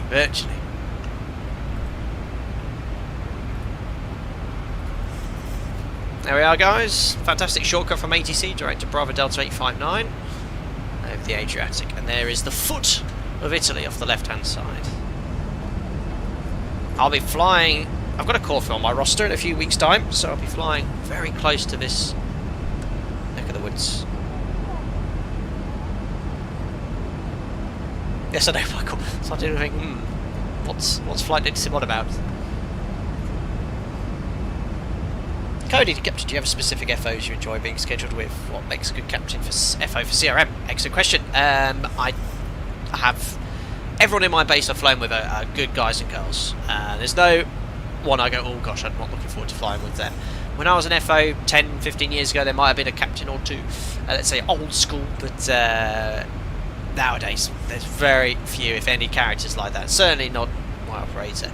But yeah, you know, we all have common goals. That's to fly the aircraft safely and efficiently, but we all talk about in the cruise about other things. So, you know, as a good captain, I've flown with captains in the past that pretty much all retired now. You get there, they've no interest in talking to you, and that's fine, you have to accept that. As a first officer, you have to be very adaptable. You have to be able to change your spots or put on a different coat based off your colleague. Whereas a captain, I'm very. 1 Romeo India, continue descent flight level 130, increase rate 2,500 feet per minute. So flight level 130, 2,500 feet per minute or greater. Alpaca 1 Romeo India. So these rates of descent you've got to be quite careful with, because what you might find is the rate of descent is in excess of the parasitic drag. So watch that. Look at how the thrust is coming slowly to idle because I'm booked a lower speed. Let's see what happens. It might accelerate. Obviously at 300 knots there's quite a lot of drag. Yeah, look at that. 2,500 feet per minute set in VS. This is a VS, remember, is a speed unstable mode, so the speed isn't directly under control by the autopilot. So it's holding the speed quite nicely because of the drag. So just monitor it. And we'll just set that higher VS requested by ATC. We're below profile anyway, but we have to comply with their restrictions. So yeah, what makes a good captain? You know, I'm all up for having a fun day out. When I say fun, it doesn't mean mess around, but you know, meet your crew, be enthusiastic, talk about the day, and You know, I get a, you know, I really enjoy achieving on-time departures, and there's a lot you can control as a commander and crew and first officer in ensuring that we have an on-time departure safely. And when you've actually provided or made changes or made input which has improved things, it's very rewarding as a captain. You know, I'm not rewarded for it in any other way. It's just I just enjoy that challenge. That's the sort of commercial side of things, but yeah, you can tell, I think, guys, from watching me how much I love my job. And I'm not ever since I got back in the sim, especially now in the sim is tier 8. When I go flying, I get excited, you know, and with the challenge of the day and training, and there's nothing more rewarding taking someone who's just gone onto the line from the sim and training them up. Sim mode, definitely hard to tell. X-Plane skies look amazing, I know. I'm really impressed with it. And there's the east coast of Italy coming in through this hazy layer as well. Very, very nice. Look at those clouds, guys. I have to say, it's a fantastic job by Laminar Research. Beautiful. Cody, you're a teaching captain, if that makes sense. Yes, so I am a training captain, what we call a line training captain. So my role flying on the line is I do train people who have just finished their type rating, be it cadets or direct entry. I perform line checks on line crew every 6 months as required. But in the sim, on TRI, we're doing checks on OPCs, LPCs and LSTs.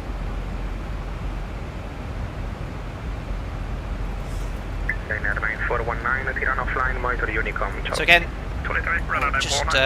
we'll just book 250. The reason is we're not on any real direct speed control here, but we are complying with that vertical speed requirement from ATC. There does seem to be some weather on the radar here. I don't know if that's terrain or it's actually picking up weather. There shouldn't be any. Or are there thunderstorms forecast to the north? There's nothing I saw on the SIG weather charts. Let's have a look here. Weather, where is it? Weather. Ooh, look at that! There was a bit of weather off to the west. I just don't think it's affecting us. Is that rain just to the west of Brindisi? Very nice. So I think there's a way of selecting the actual SIG weather charts. There we are. So yeah, there is for thunderstorms. No, that's icing. There's actually no...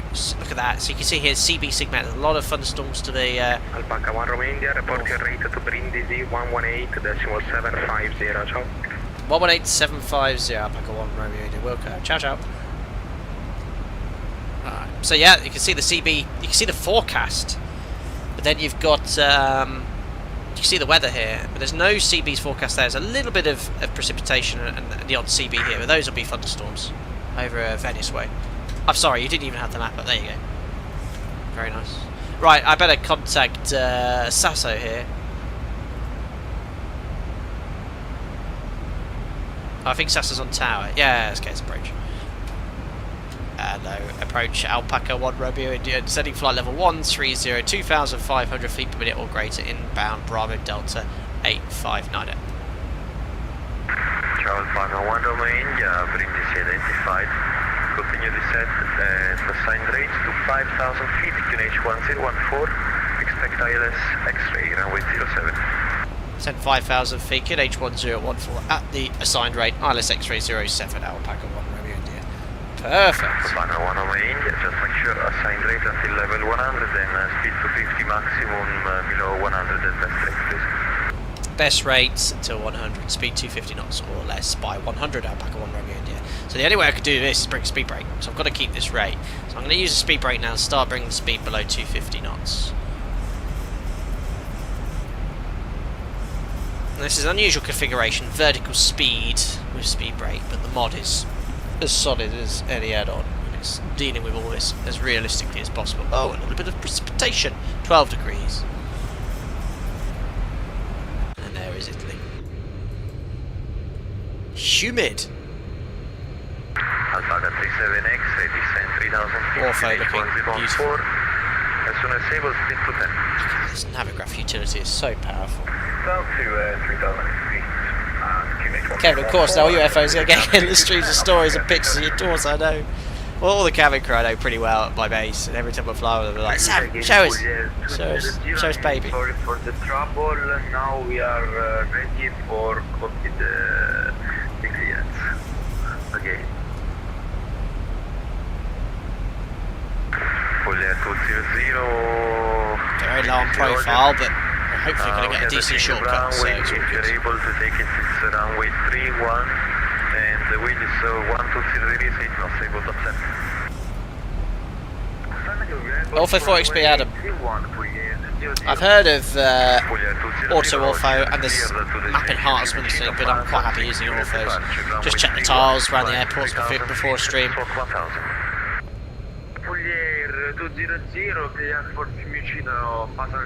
Beautiful.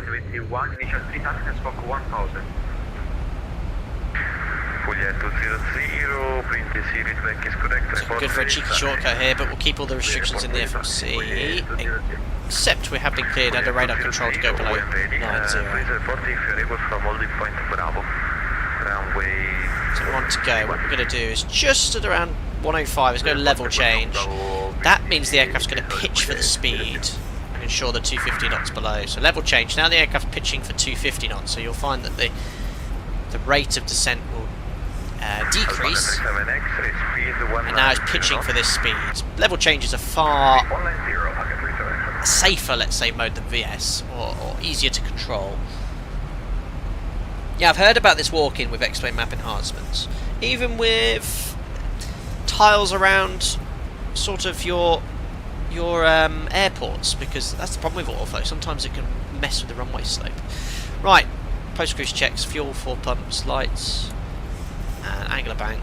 Forgot to reset 25 degrees. Pressurization 3.0 set, belts on. Recoil checks complete.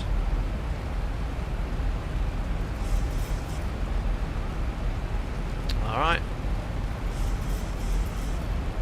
So I'm just going to stow that speed brake because we don't need to keep the rate. And put tower on standby 1183. First time on a stream flying into where we're going? Bari. I always want to say Brindisi because of the airport code. Lima India Bravo Delta. It's Bari. It is Bari, isn't it? Orpho's looking very nice.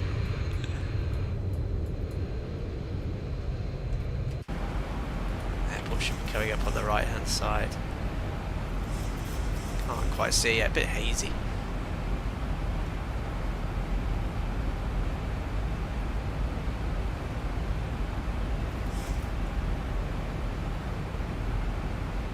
Josh Reed, can't think of a right flight. Throw me a route for the 7-3. Why don't you do Bournemouth, Golf Hotel India to Geneva, the US Sierra Golf Golf. Have fun. Spec pictures. Heading 300. Right, heading 300. Yeah, I'm happy using Ortho. For this stream, it took me 10 minutes to zoom level 17. There's a patch tile for the Skiathos scenery for Mango Studios, so the runway slope's not impacted, and it didn't impact the Bari runway, the Ortho tile there. So, and then I just used 17 around the airports, and then 15 en route. So that's probably the 17 tile now. Looks good for me.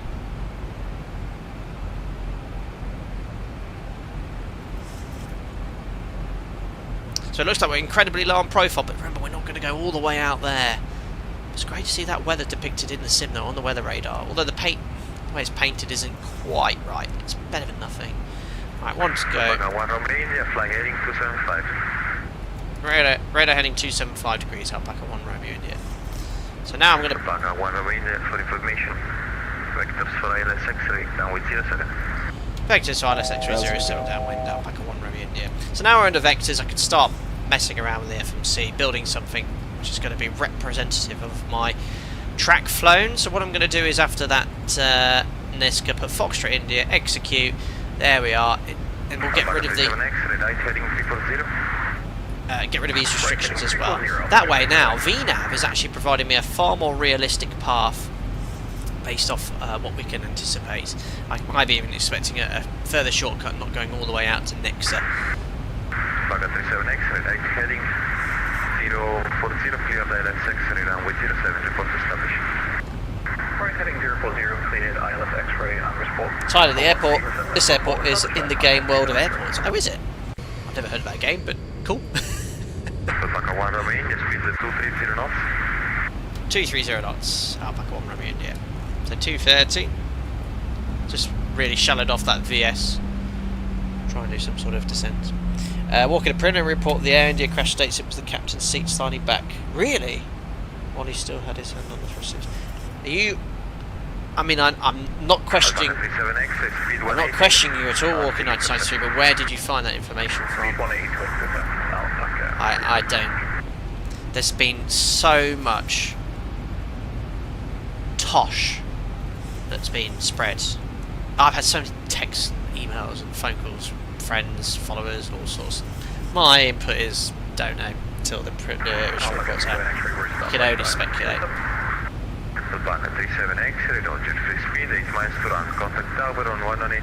Very curious. See though, as we all are, what happened.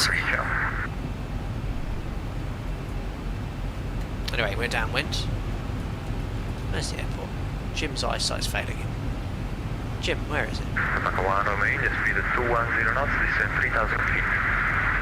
Speed 210 knots, descend altitude 3,000 feet up Romeo India.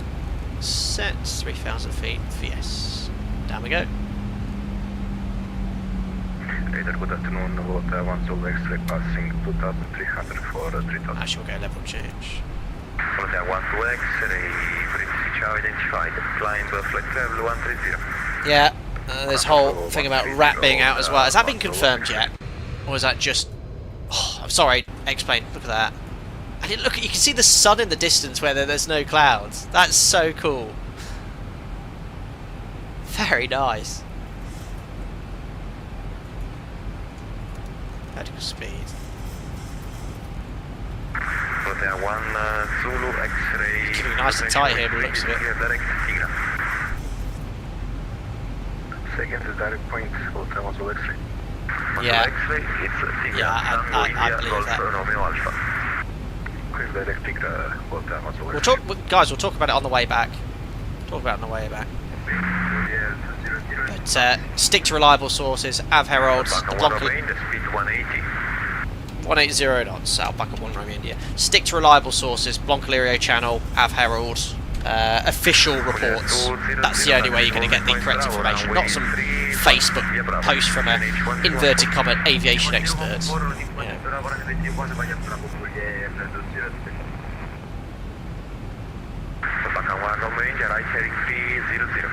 Riding 300, Alpaca 1 Romeo India. Can I just say the sim looks beautiful? Flat 5. Approach checks. We've got the BAP, VOR. No, ILS identified. Rings in ident courses. Excellent. Checks complete. Approach checklist. Altimeters and instruments. Good. Jim. Set and cross check. Approach aids. Checked and set.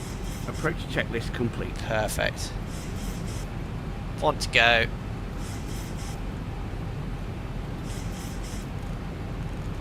Don't need to go so slow. It's going to be a tight old turn.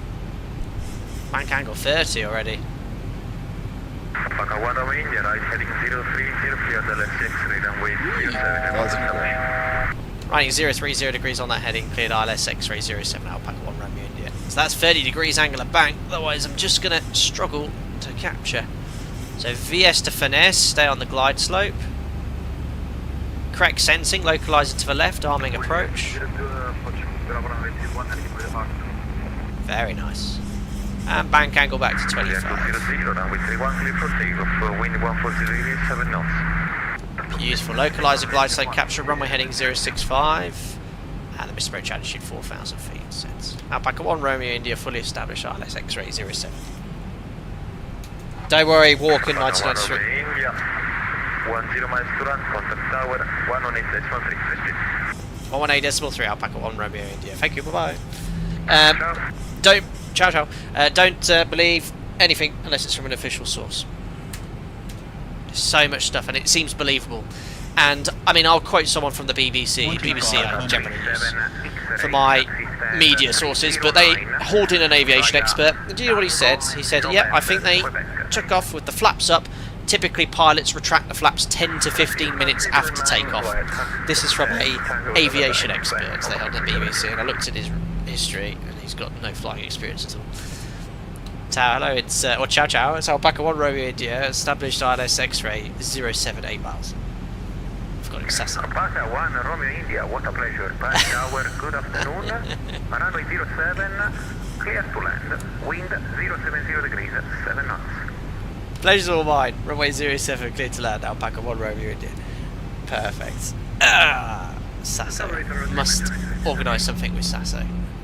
Look at that, 2 whites. Can I just comment? The ZIBO mod 737, a free aircraft, has flown this sector incredibly. This is no different to operating on the real aircraft today.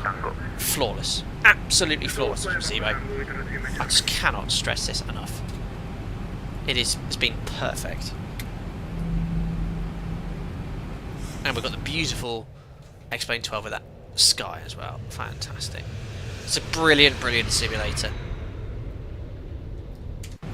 Alright, we'll go down to 4 miles, start configuring.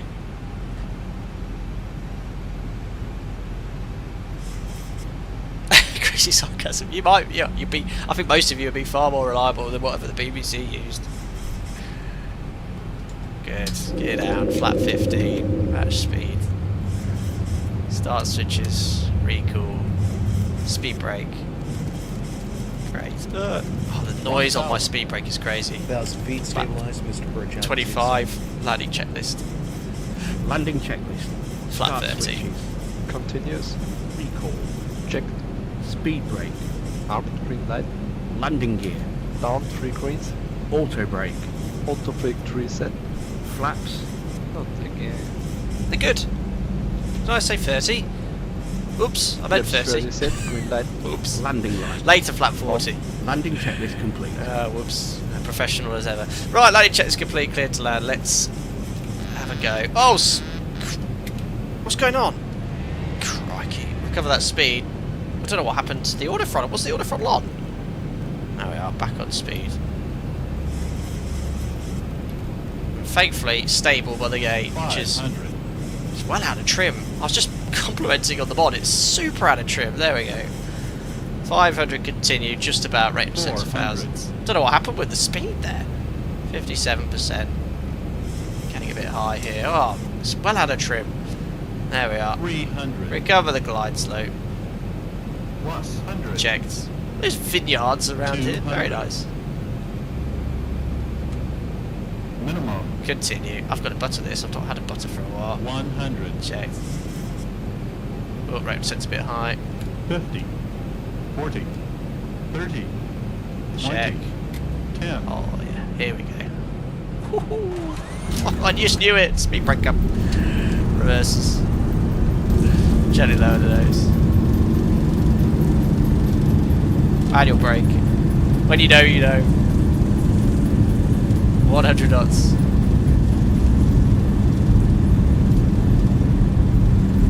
There we are, a little bit of manual braking. 80 knots. 60 knots. Cancelling roads. Alpaca 1 Romeo India, vacate right, then Charlie. Right, Charlie. Alpaca 1 Romeo India. Perfect. So here's right, or Charlie then right. Perfect. Whoop, try not to take that turn at 23 knots though. And then this right here onto Charlie, because Bravo's straight ahead. Alpaca 1 Romeo India, taxi stand 307 by November, Quebec. 307 via November and Quebec, Alpaca 1 Romeo India. We'll have the pleasure of you for our departure. Absolutely, and a great landing. Glad to be at Alpaca 1 Romeo India. That's Sasso. So Sasso's a colleague of mine. He's an instructor at my operator. We've met a couple of times at the training centre. He's a super guy. I don't know if he has any streaming of VATSIM, but he does ATC controlling in his spare time. But he's from Italy. He always finds the time to provide some ATC. Super nice guy. There's so many professionals who provide ATC in real life and fly aircraft, and also enjoy simming as a hobby as well, guys. There's so many people. It's fantastic. Right, here's November. Stand 307, and then we're going to take this right turn, which is Quebec. And I've never operated in this airport before, and obviously we've got this beautiful Skiathos scenery which we're going to fly into. But just to remind you, default airports in the sim are also very, very highly detailed. Obviously the terminals are quite generic, but very fortunate to have people that spend a lot of time updating these default airports. Right, let's taxi on in. That was a superb flight. The mod was spectacular. However, it did feel very out of trim when we disconnected. I don't know what happened to the speed though. I disconnected the auto throttle, and did I just poor scan on the speed or something? I don't know. It just dropped. It dropped. Well, I've started the APU. Right, let's do the clean up. So out off. We've got stand 303 coming up here, and then 307 we want. One brake to off. We're going to be doing the return sector, so we're going to get it all configured, ready for the next flight after the turnaround. 305. These lights should be on. Off, off. Minimums. Approaching Perfect. minimums. And next left to stand 307. Thank you, my friend. I have no clue if that's Mandarin or something, but thank you for your membership. Really appreciate it. I'm very sorry I can't speak your language, but I hope you do enjoy your time here as a member. You probably speak perfect English, I don't know, but thank you very much indeed for your support, sir, and I hope you're having a pleasant evening, or probably early morning, wherever you are. Thank you very much. Alright, taxiing on. We've got the guidance. There we go. Going left a little bit. Shut down engine number 2, Jim, thanks. Uh-oh, is it uphill here? I don't run out of oomph. Ah, all good, all good. Ah, there's the X5.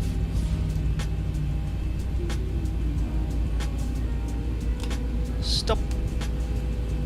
There we are. Parking brakes set. APU's on the bus. 2 blues, 1 red. Engine's dead. Ladies and gentlemen, welcome to Bari. Local time is 18:20 here in the evening. Our scheduled arrival time was 16:20 Zulu. I'm not even joking. 16:20. Return sector departure 16:50. They're hopefully arriving at 1800. You know, can't teach it. Right, we'll do the transit taxi in flow. We won't do any replays today on the until the second sector, just so it's mess around with anything. But what we do, seatbelt sign off. We verify the N2 on engine 1 and 2 is below 20%, which it is. There we are. Terminate the new sky flight. We'll pop on the GPU. APU can come off straight away. Hopefully we'll get some conditioned air into the cabin. Here comes the air bridge, which probably wouldn't use in real life. And transponder 2000 standby.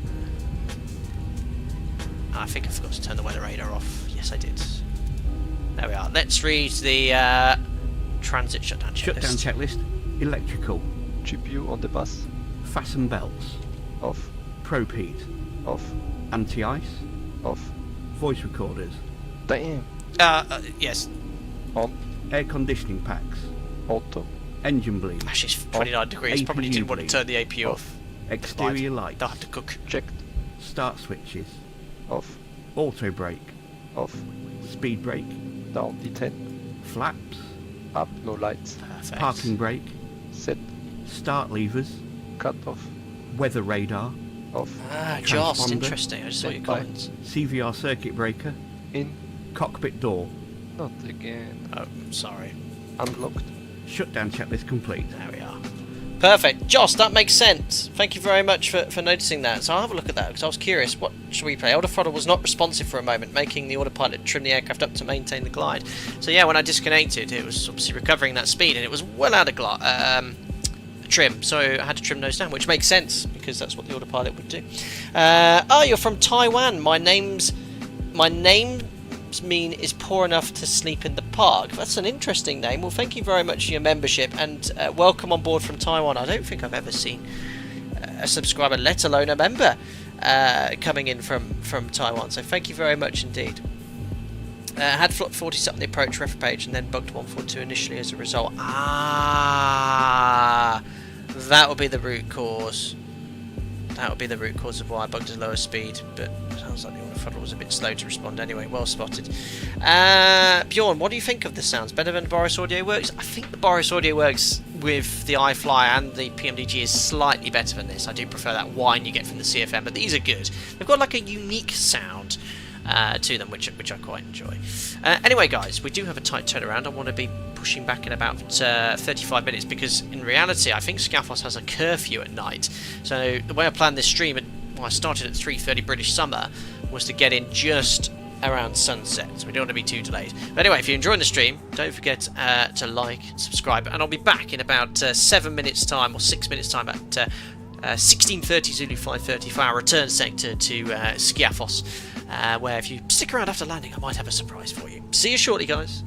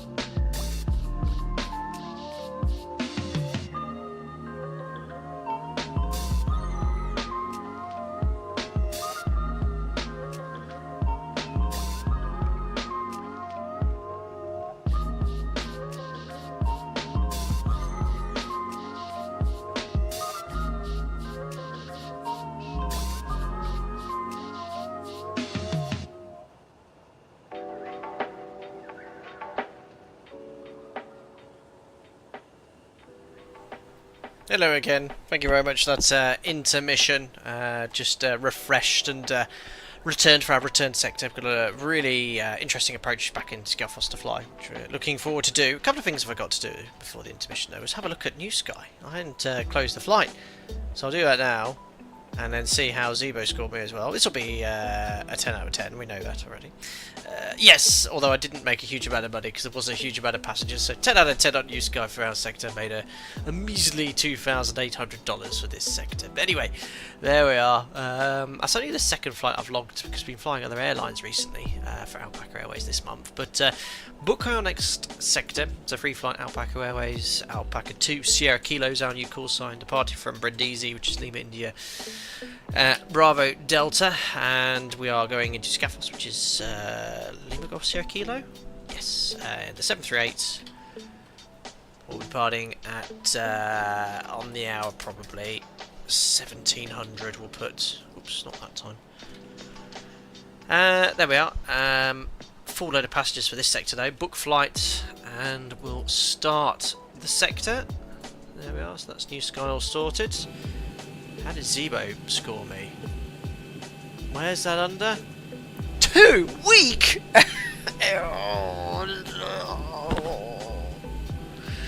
Great landing. Approach was weak, ladies and gentlemen. Scenery for Bari is stock scenery for X-Plane 12. Speed 250 below 6,000, high rate of descent below 500, high rate of descent below 1,000, high close flight deviation, approach speed of 500 feet. Ouch. I'm a weak first captain. At least my landing was great, that's all that matters. Right, return sector. So, sector number 2. So, what would we do? Well, obviously Jim would be flying the return sector, but he's banned, so let's imagine I was PF, so I'd finish filling in the technical log. First thing I would actually do is then log our flight log as well, send that to company, and then grab the ATIS. It's pretty much the first job I do, if the FO hadn't done it already for me. Most guys do. So we'll tune the ATIS now on box. We'll put it on box 1, and we'll copy the latest weather information for Bari. At 1550, runway in use 07, transition level 60, wind 070 degrees, 7 knots, cabin, temperature 28 degrees, 2.17 degrees, QN 1014 hectopascals, QF Echo 1007 hectopascals. You have received ATIS information. Charlie. Good information, Charlie. Got its cav okay. Winds down the runway 28 degrees 1014. This is Bari 8 arrival and information, Charlie. At 1550. Runway in use 07. Transition 6. Pretty much got it all there. Perfect. So lovely day. Cav okay. Wind down the runway. Perfect conditions. We'll be departing over the sea eventually, so we'll put an MFRA of just 1,000 feet above the ground, 1,160, and we'll now load up our flight management computer. Actually, I need to activate the flight first. Poor. I don't understand. It's broken. It's rigged. Right. Weather is perfect. Brindisi, Skiathos. It needs 5.8 tons of fuel, so we just need to activate the new flight plan. There we are. 5722. Hey. Oh, I know why. I generated a new flight plan, so it's a slightly different figure. But it is the same flight plan. But we'll go off this one then. 5722. We'll go for 59 on the fuel. Activate. There we are. So, reconnecting the bridge to start boarding for sector number 2. Sonia's available. No way. Lorenzo, do you have to fill the tech log at every flight? Is there really something to write after each flight? That's something I've been wondering about for a while. Absolutely. So, every sector is a new tech log entry because you need to certify that you've got the minimum amount of oil, fuel, hydraulics, the walk-around's been complete, and you sign that as the commander saying you've checked all of those. And then obviously there's a strip for each sector, and then if there's a defect we obviously write that in as well. But you know, very rarely, yeah, aircraft's very reliable, but you have to put even the smallest defects. You know, something like the cabin crew have their own tech log, but if they put something in, we copy it across ours. You know, something like infant seatbelt extension missing, we'll put that in. You know, so everything there. Perfect. Sasa, check the information on the ATIS. What did I miss, buddy? What did I miss?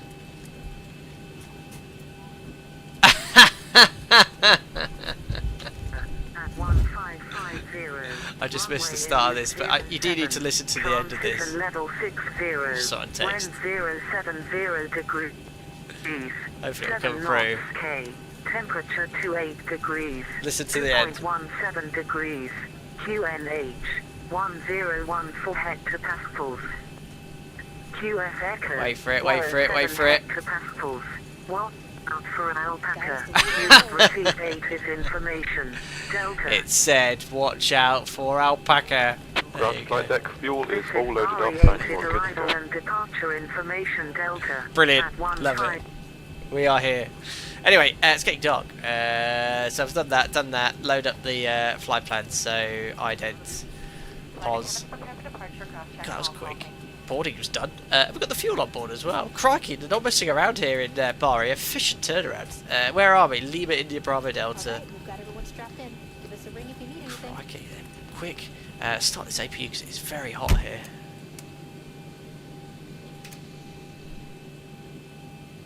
Rodrigo, hi buddy. For malfunctions training, which one is better, PMDG or ZIBO? ZIBO. No, sorry, PMDG. PMDG. I'm so used to saying the ZIBO's great. It is. But the PMDG has a much better failure management system. Lots of systems you can fail individually. So for that, I'd take PMDG over this. Alright, activate, execute. It will be runway 07, and it will be a Verkey 5 Whiskey. Or maybe a 7 Alpha. We'll confirm when we get the clearance. So that's in, routing, and we can expect the NDB-01 via Sierra Kilo Papa later. That's executed. Good, no discontinuities. 0 fuel weights in, 58.8, exactly the same as last sector, 189 passengers. Our alternate is Athens. To get there we need 2.5 tons of fuel. Cost index is 30. And we're cruising on this sector at 37,000 feet. Executed. 37,000 feet. Fueling's done, so seatbelt sign can come on. Average and top of climb wind is pretty similar. We'll put the top of climb wind in 323 at 29. And then on the legs route data page we can put the average 330 at 18. There we are. Top of climb ISA is 2. Execute 5,001. Perfect, right.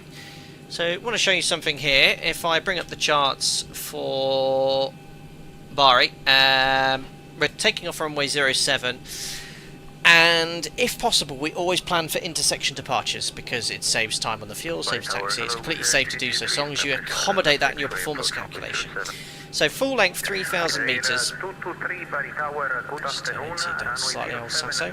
And you can see here, look, takeoff run available from Foxtrot intersection on request, 2444 metres. So it's obviously a shorter runway length, and so long as you accommodate for that in your performance calculation, which I have done, you can see I've already changed it, look, to 2444. You can plan and then use the intersection. Again, check the top of climb ISA in the performance page. What have I forgotten? Have I missed something? Hey? What have I missed? What have I missed?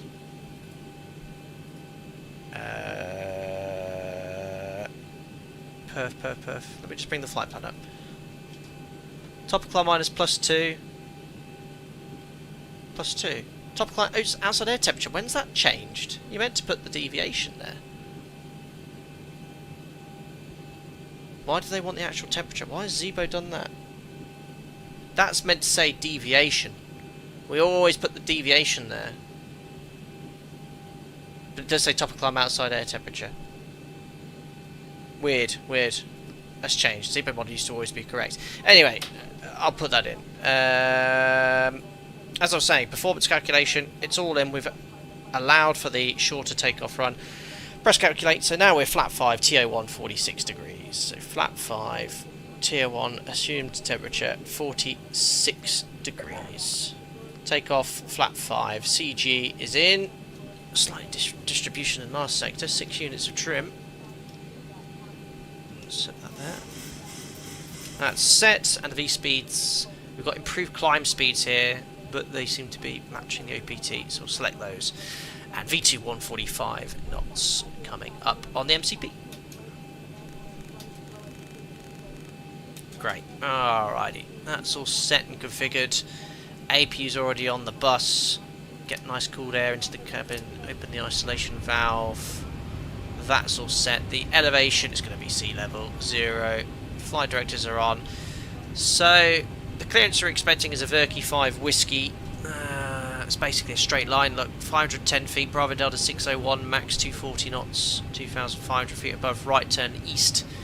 087, we've got 086, and then to Pickle, 4,500 feet, then to Verkey, flight level 100 or above. We'll get our clearance and sit stop altitude shortly, but it's all coded as to what we can expect on the SID. Headings and courses are absolutely fine because it's an RNAV SID. We'll leave it set to the runway. Auto brake to RTO, reset fuel flow, and for checks. Radio's all tuned. Perfect. We'll run the transit before start checks to the line momentarily, but we just need to get our departure clearance. We've sort of briefed the SID and taxi as well. Super short taxi for both of them.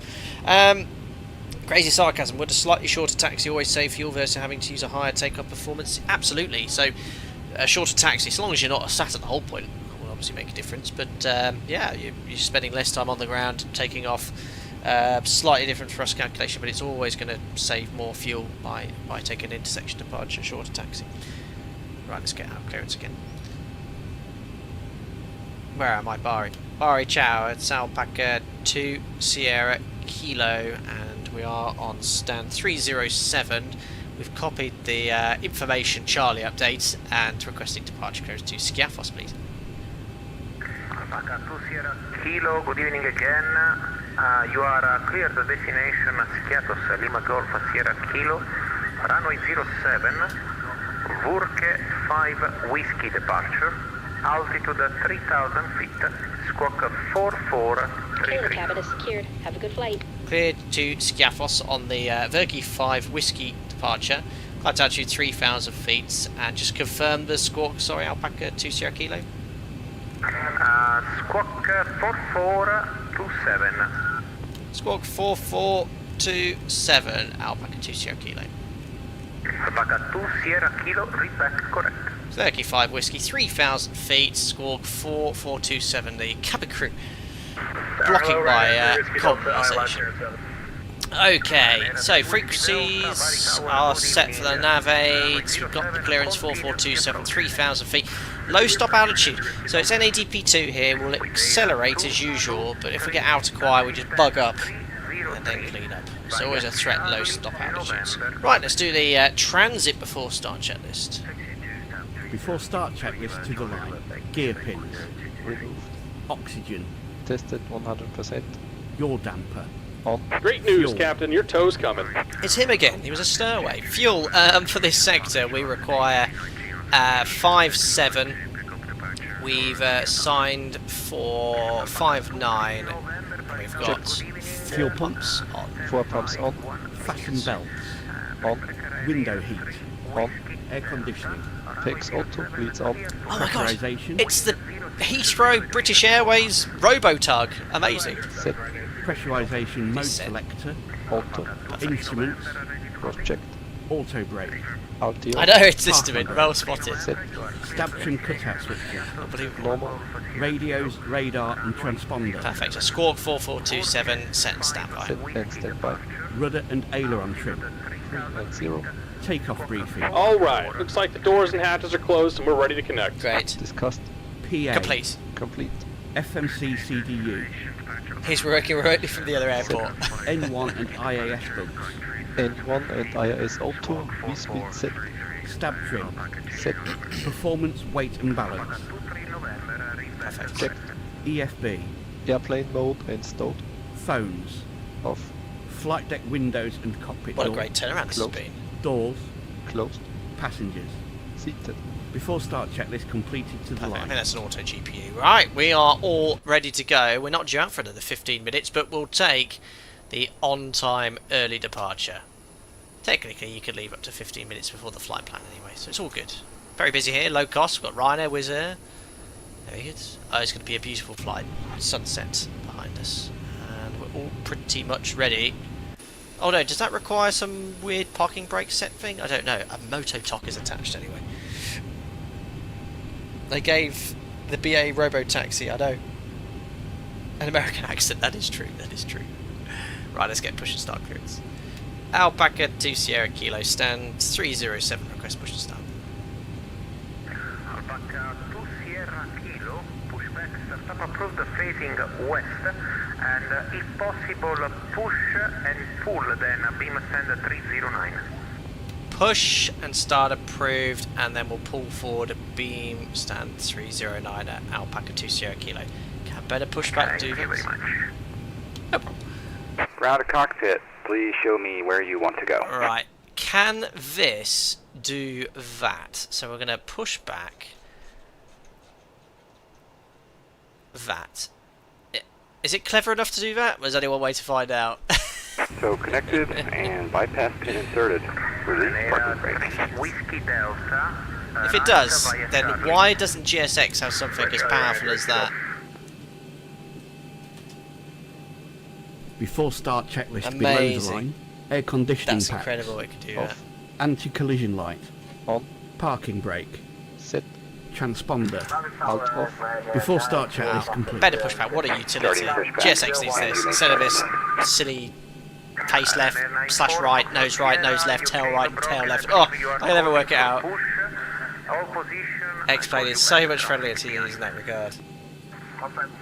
Yeah, Adam, absolutely, but half the time the profile's never updated, so if I download a profile, doesn't work properly. Great to know it works though, we'll see. Quebec, hold a beam stand 301, there is a traffic pushing. Alright, starting engine 2. It's a big base for Ryanair, I think, Bari. I've never flown here. But there's a lot certainly on the virtual network. Head 2. Bari Tower, Alpaca 2-3 November request. Goal pressure. On set. And 1. Fuel line. Alpaca Try to check spar valve. It's going to be a beautiful sunset, guys, although it's going to be behind us.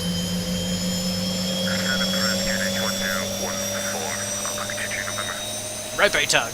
Love it.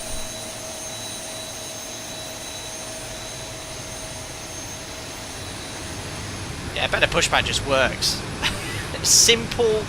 It's like the control layout as an X-Plane. It's a bit not archaic, just simple to understand and use, and you can have customizable profiles for every aircraft. Anyway, starter cut out, monitoring 24632 stay. Again, it's 28 degrees. Close this. Packs auto. Starting 1. Will Smith, welcome. Welcome on board. Appreciate the support. Oh my goodness, I'm being pulled forward at a rate of knots. 6 knots. Oh no. Stop! A beam 309, wasn't it? Doesn't hang around, does it? Yeah, this is a real tug. They use these in the Heathrow. Oh, max motoring. I was too impressed with the tugging.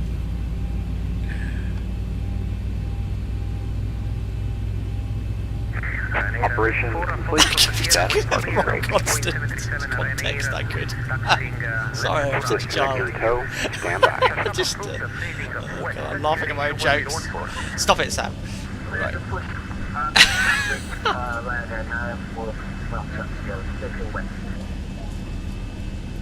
Alright, sounds like that tug's disconnected. No one in chat probably noticed that. I'm just laughing to myself.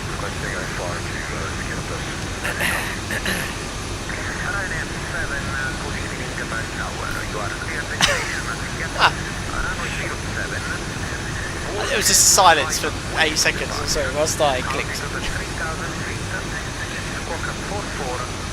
Very cool. Look at this. Look at that sky. And that makes sense with all that weather in that direction as well. Look at that. So all this weather. And just to highlight this. I know we should be doing other things here, but just to So look is at this. disconnected and bypass pin has been removed. Hand signal will be on the left. Look at this We'll see you direction, next all this time. weather over Have a here, safe and the flight. cell depicted on the weather radar, here. That is incredible, and you've got all the lighting associated with that, with the sun coming through. I've not seen that before on this sim. That's amazing. Right, before taxi float. This is just so much nicer to use for commercial flying, I find now. And I was loving Microsoft Flight Sim 2024 recently, but it's just coming back here. It just works. Forward, back, left, right, right, left, recall, blank load you, before taxi checklist please, Jim.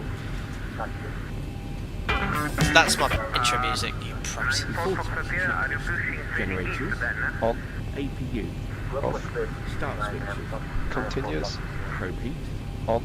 anti-ice Off. air conditioning Takes auto. Reads on. isolation valves Super, can't turn the weather right off now. Flips 5 required and selected. Green light. stab trim Set. start levers Idle detained. flight controls Checked. recall Checked. before taxi checklist complete. Bari, Tower Alpaca, 23 November, ready for taxi, and if able, we'd like to take Foxtrot for departure. Cheeky. Alpaca 23 November, to confirm able Foxtrot intersection. Affirm Foxtrot intersection departure, runway 7. Alpaca 23 November, Roger. In this case, taxi holding point. Busy here, got Ryanair pushing. Foxtrot, runway 07. On your right, Quebec, November, Tango. Tile, squeeze that. Quebec, November, Tango, hold point, Foxtrot, runway 07, Alpaca 23 November. I know, Isaac. Alpaca 2 Sierra Kilo. Request taxi also able Foxtrot intersection. Alpaca 2 Sierra Kilo, Roger.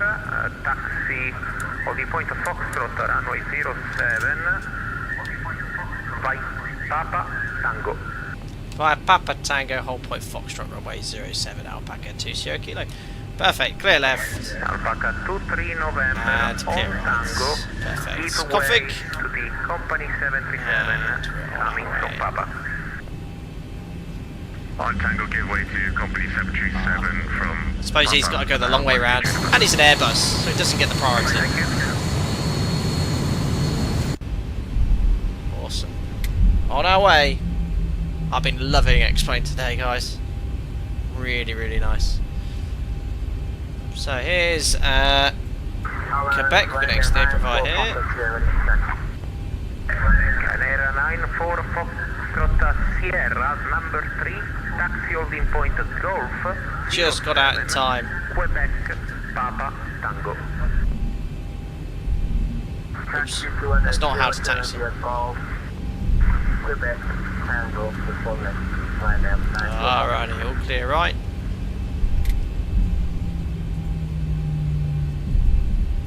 Perfect, onto the main taxiway. Look at that. Yeah, it's sensational. This is so excellent, this sim. It's the beta, what a amount of work Lambda Research had done. Superb.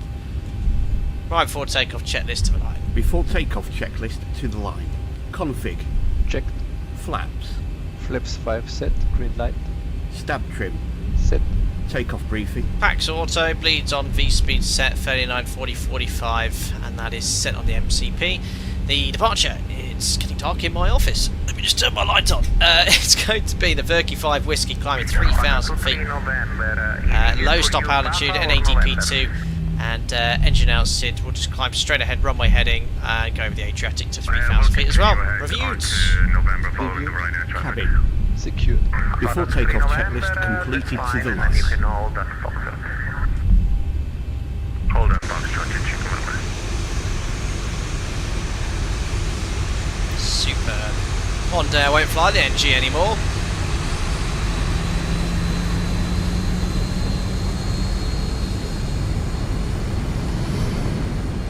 So nice.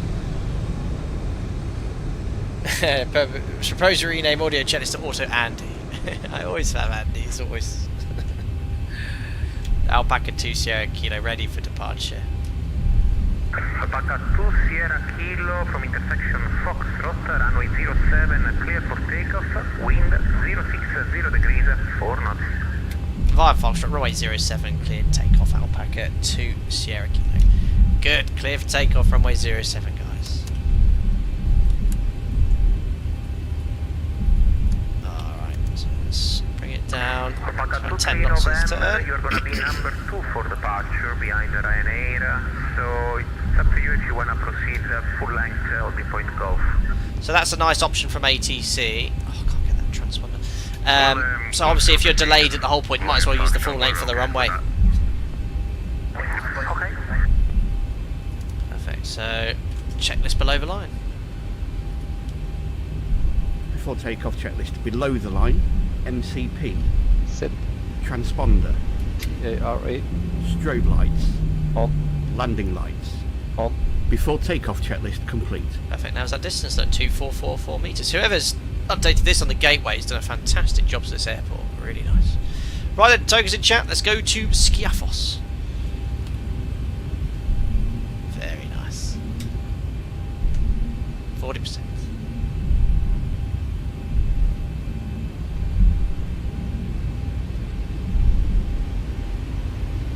Perfect. Stabilised. Set takeoff thrust.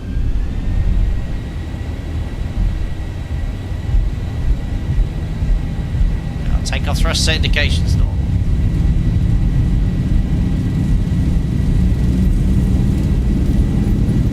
Checked, release forward pressure.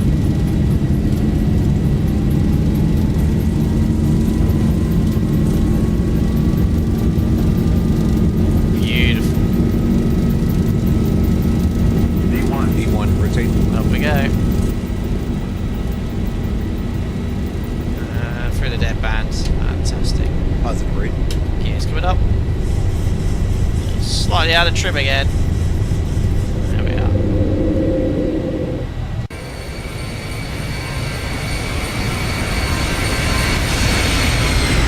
Climbing beautifully. Oh, look at that. There we are. Alpaca 2 Sierra Kilo identified.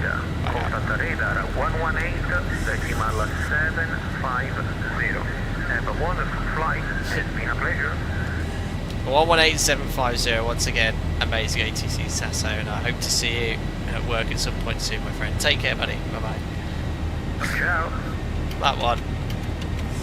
Ryanair 94 Foxtrot Sierra ready for departure. So one to go. What was that frequency, guys? Wasn't what I was expecting. Ryanair 94 Foxtrot Sierra. And flaps. Line up and wait. So low stop altitude. Just going to lower my go command A. 1,000 to go. And at my operator with flaps extended, we can't select vertical speed. So as soon as that light extinguishes, there we go. We can go VS 1,000 feet per minute, level off at 3,000 feet. And then we'll do the after takeoff checklist. But I'm not going to aviate, navigate, communicate. I'm going to contact departures. Not 1 to 1.5, good one. 1875 sounds right. Approach is online, that's why. And there we are. Departures, hello, Alpaca 2 Sierra Kilo on the Verkey 5 Whiskey, just levelling off 3,000 feet, 1014. Alpaca 2 Sierra Kilo, previously identified, climb level 130, clear the next flight. Climb flight levels 130 direct to Pike confirm Alpaca 2 Sierra Kilo. Pick Alpaca. Papa Alpaca 2 Sierra Kilo, sorry. Direct flight Papa Alpha Papa India Zulu. Papa's Alpaca 2 Sierra Kilo, thank you. Papa Alpha Papa India Zulu. No, he doesn't need to apologise, it's my poor Italian. There we are, execute. LNAV, VNAV, flaps up no lights, VNAV, set standard, passing 3-4, flight level 130 after takeoff checklist. Gear off, water brake off, start switches off. Air conditioning and pressurisation, diffs 1.2 climbing. Set. And standard set, passing 40, flight level 130. After takeoff checklist complete. Alpaca 2 Sierra Kilo, high speed set. High speed Alpaca 2 Sierra Kilo, thank you. Good, so always the ability to go econ speed as soon as possible is efficient. So execute that, and then we go straight to our econ climb speed. There we are. And to be fair, most controllers can approve that. They can't do it in certain airspace, but here we can. And ETA, that's 17:57 Zulu. 4 minutes ahead of schedule. Beautiful. Oh my god, that's loud. That's unsetting. God, I love the flyby. Amazing. Kevin's message using reserve fuel. Did I clear that? Close. 2.5, 2.8. Did it say? Sometimes it'll bug in the mod where it says using reserve fuel. That's just everything today has worked so well in the Sims. It's been fantastic.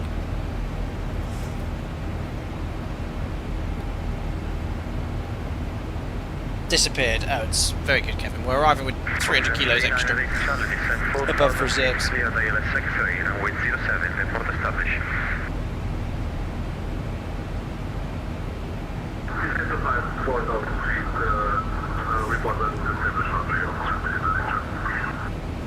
want my second bottle of water. It's so hot. I'll show you the temperature in my office, guys. Ugh. With my little Amazon thermometer. 28.5. I am sweating. Ugh. How are you saying? Beautiful departure. It sure was, my friend. Very nice. And we say goodbye to Italy. The foot of Italy.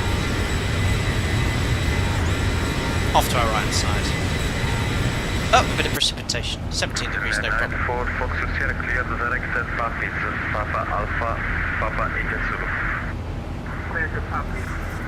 Right, passing 110130, approaching our cleared level as well, so we'll just go VS 2000. So fuel 4 pumps, lights. And logo can come off, AP's off, pressurization 4.0. Temperature all good, set, release the belts, recall, checks complete. 1 to go.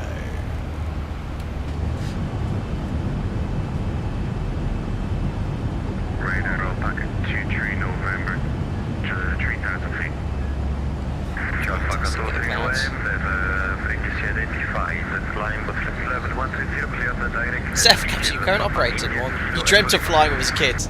I didn't really dream to fly for any airline. I think maybe when I was very young I was like, ooh, I'd love to fly for British Airways.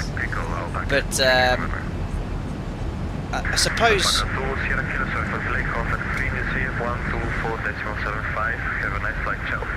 no problem. 124.75. Thanks to the ATC. Alpaca 20 Kilo. Ciao.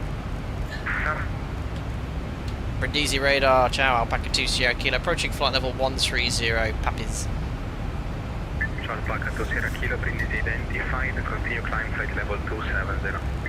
Climb flight level 270. Alpaca 20 Kilo. So I was going to be critical with the mod there. It went out hold a bit early, so it should have been an out of choir until it's perfectly level, and then got out hold. But if you change the MCP altitude whilst in out of choir, VS engages. So we'll do that today. So yeah, as I was saying, yeah, I think when I was younger, I was like, ooh, British Airways when I was a kid. And then when I finished flight training, I would take any job.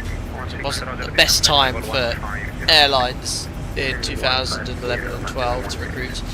I was very lucky to get a job in Europe, and even then I was sort of thinking I'd like to fly long haul, but no, life changes, and priorities now in life are my future wife, my beautiful daughter, and potentially more, Jack, family, friends, and my love of flying, streaming. And my job gives me that work-life balance, which is one of the best in the world at my operator, with the amount of time I get off between shifts. So that is the main reason why I stay, but also I love working here too. Another wife. Sasso, it was great to be able to cover you with ATC. Have a great day, mate. Thank you very much, buddy. Thanks for coming in, and that was most kind. I hope I haven't put you too out of your way this evening, but every time I come to Italy, if you happen to be free, you do pop on and provide some great ATC, so thank you very much. Take care, buddy.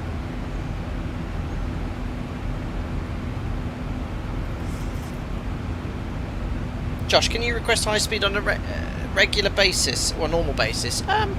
Yeah, you know, if ATC is really busy flat out, I'm not going to go and ask him for free speeds because they're quite busy. But if it's quiet, early in the morning, no traffic, yeah, why not? They usually give it to you anyway.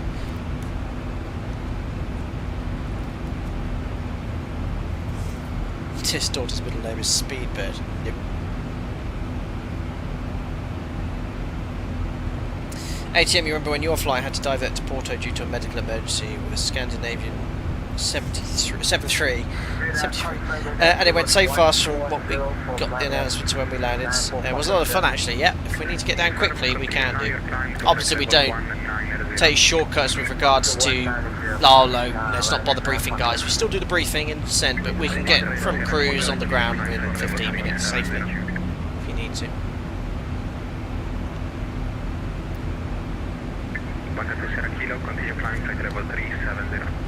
Climb flight level 370, I'll pack it. 2 seconds. There we go.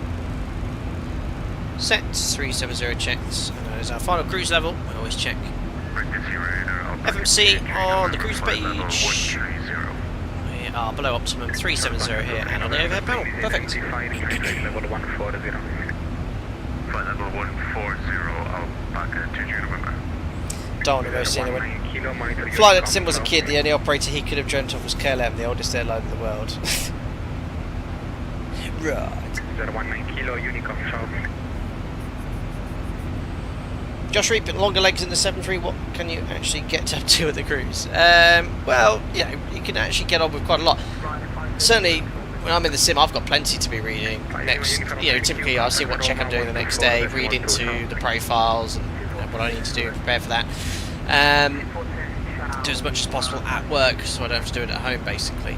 You chat with your colleagues. Typically when it's a 3-hour plus sector, for me, this is a personal preference, I like to stretch my legs at least once. If it's less than 3 hours, I could usually go the whole sector, depends how much I've had to drink, but 3 hours plus, I always try it halfway. So if it's a 4-hour sector, at the 2-hour mark, I'll go for a toilet break. So I'll go out, stretch my legs for a few minutes, come back in and then stay standing just for a couple of minutes, just before I jump back into the seat, because being sat down all day, you know, do a Tenerife and back from the UK, you sat in the seat for 9 hours.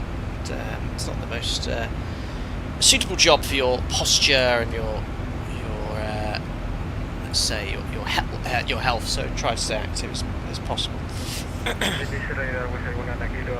Good question. Hey, 2 tons, nice seeing you, buddy. Good evening to you. Howdy, Edo. Hope you're doing well, buddy. How's the weather actually? We looked on the weather radar here. Is it raining at home? We were looking earlier. Oof. Some heavy rain probably. A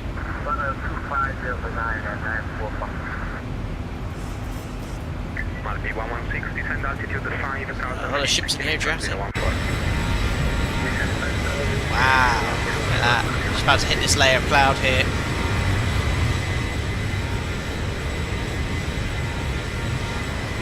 Whoops. Look at the light refracting in the cloud, it's great. Oh yeah, TUI guys, they do some long flights from the UK, 6 hours to Cairo and Egypt.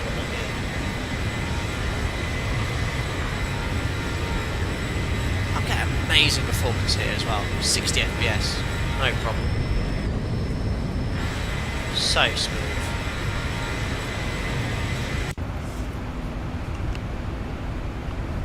Perfect.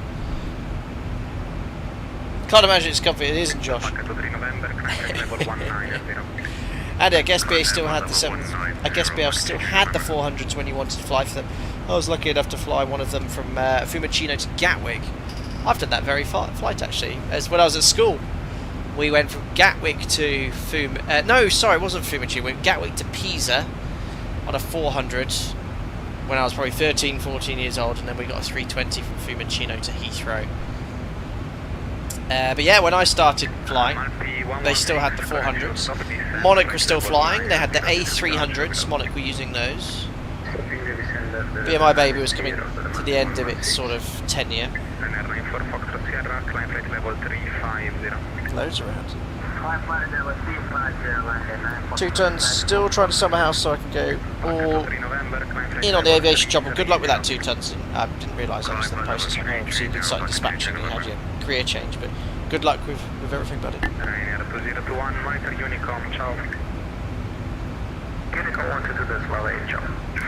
Josh, Manchester to Banjul return is around 6 hours 30 each way. Ouch. Really? Well, how does that work with flight crew duty times? 13 hours is maximum duty, which you can extend, but obviously not at the planning stage.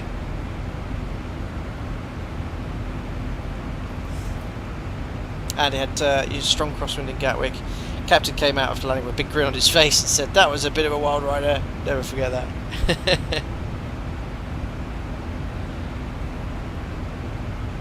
Well, Stephen, I can't remember. BMI Baby had little 400s, didn't they? Or was it 300s? The old 7.3. 30,000 feet bank angle. 10.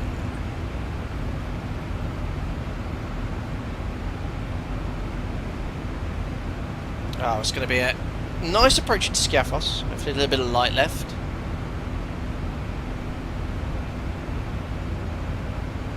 And we will be doing... Let's have a look at the weather.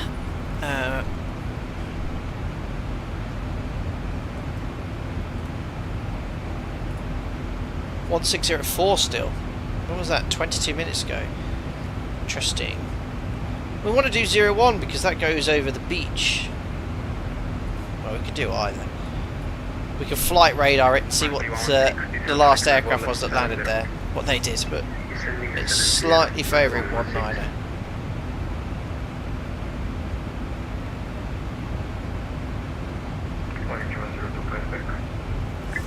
Let's have a look at flight radar. See what they're doing. Well, the last aircraft that landed. I think 01's preferred, because it's uphill.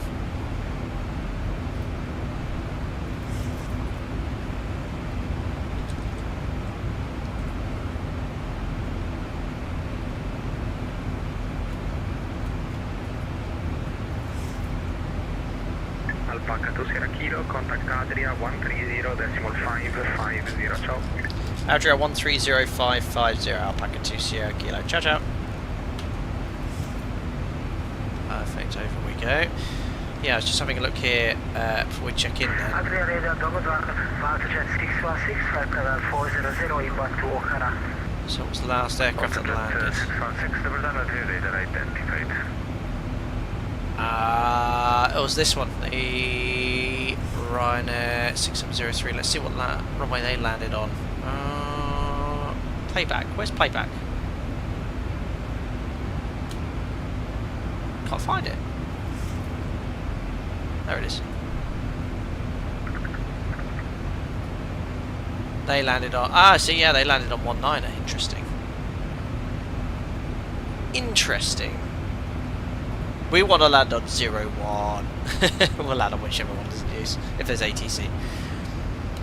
Adria, very good evening. Alpaca 2 Sierra Kilo, climbing flight level 370 to Papiz. Alpaca 2 Sierra Kilo, Adria radar identified. Continue climb to flight level 370. Climb level 370, Alpaca 2 Sierra Kilo. Cool. Yeah, we'll go runway 01. I think with the uphill as well, but I think we need to use flat 40. What about max? That's for sure.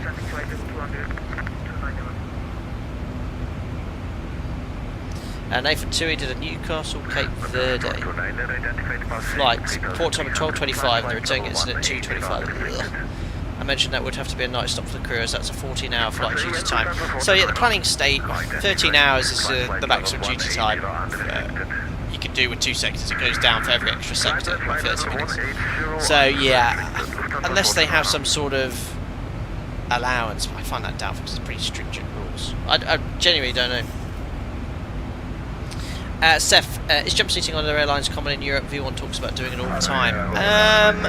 Possibly outside my operator, I'm unfamiliar, but it's not something I would ever, or my colleagues would consider it my operation. I would be able to in any way. I don't think it's common. It might be, I don't know. That must be. Actually, no, there's no traffic above it, so you know. Bit of a tailwind, nice. Oh,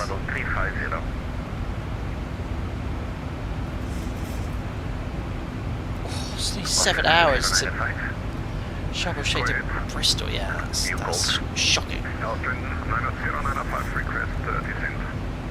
Austria 90905, stand by for descent. We'll call you back in approximately There we are. 5 miles. So we just crossed the Adriatic, and there's Albanian airspace, about 20, see off to the left hand side. American 1, enter ready for descent now. There's lots of ships down there. American 1.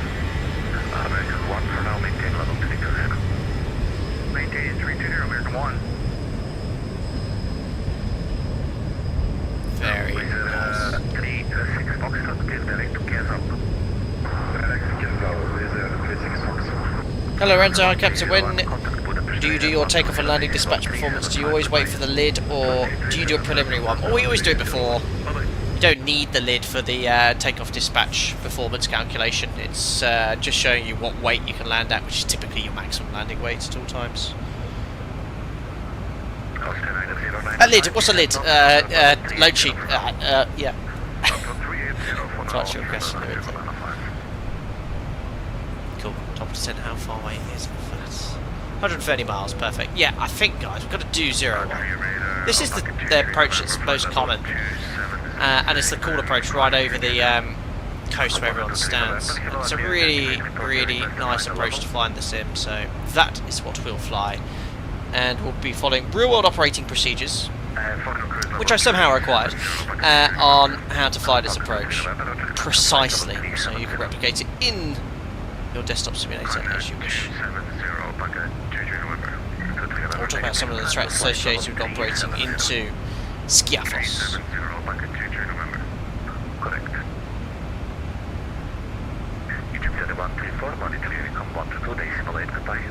Sorry, I meant the actual takeoff performance. I get you. Yeah, you can fill in as much information as possible, but yeah, we can certainly go off the estimated weight.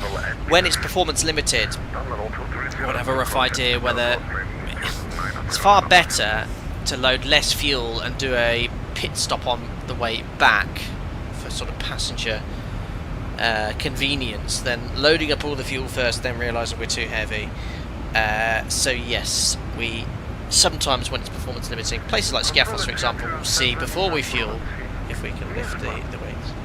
I know, contact Sofia 131 decimal I know. 5 yeses. 131.225 Well, the temperature seems peaked and stabilised at 28.4 degrees in my office. I'm on my third bottle of water, 500ml. Already had a litre during the stream. So hot. Yeah, my apologies on asking for a descent. I was totally wrong. Sorry. Yeah, I could guess that.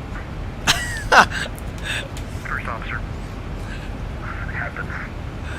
It's June after all summer. Brilliant. Well, put his hand up and made a mistake. Very un-American-like. No, I'm joking. Auto land permitted Skiathos at short runway. There's no ILS there, so you wouldn't be able to perform an auto land. There is technology to allow aircraft to do auto lands off any approach, I think, but not in the commercial environment that I know of, anyway.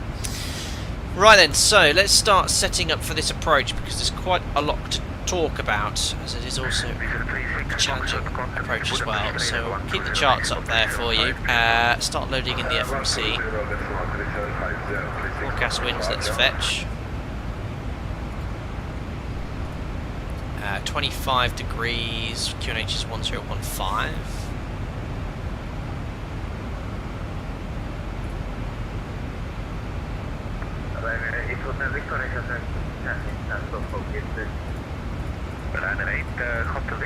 Great, so the winds are in. Runway 01. Now, this is where things are changing. You might ask the question, where am I getting this information from? Unfortunately, I can't provide it, but it is from my operator's sort of briefing pack for this airport. We'll talk about it in much more detail, but the rings we're going to use is a 10 and a 7 mile ring.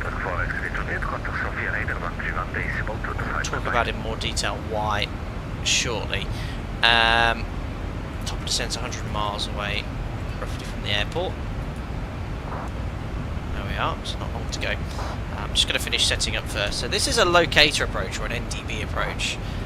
There's no nav aids associated with ILS or DME here. So there's a VOR which we fly over to start with, and then we fly the procedural arrival. So we make sure we've got 326 active, which it is. And I'll set that here. What am I doing? Crap, 326 is tuned. Minima is 1600. We add 40 feet to that, so 1640. Correct, we use 10 of 4, Josh. 10 of 5 if it's IMC. We need to configure a little bit earlier for this approach. So frequencies, courses. So the final approach track here is 015. Well, the runway QDM is. The course on the approach is 007. So it's offset by 8 degrees.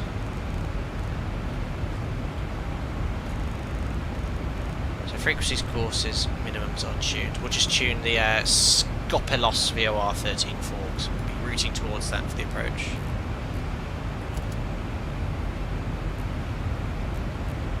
Okay, perfect. So, let's discuss this airport in a bit of detail. So, Skiathos, why is it challenging? 2 reasons. 1, it's incredibly short.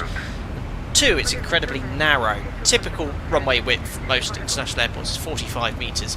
Here, it's a mere 30, so width 30, which is the minimum we can land at my operator.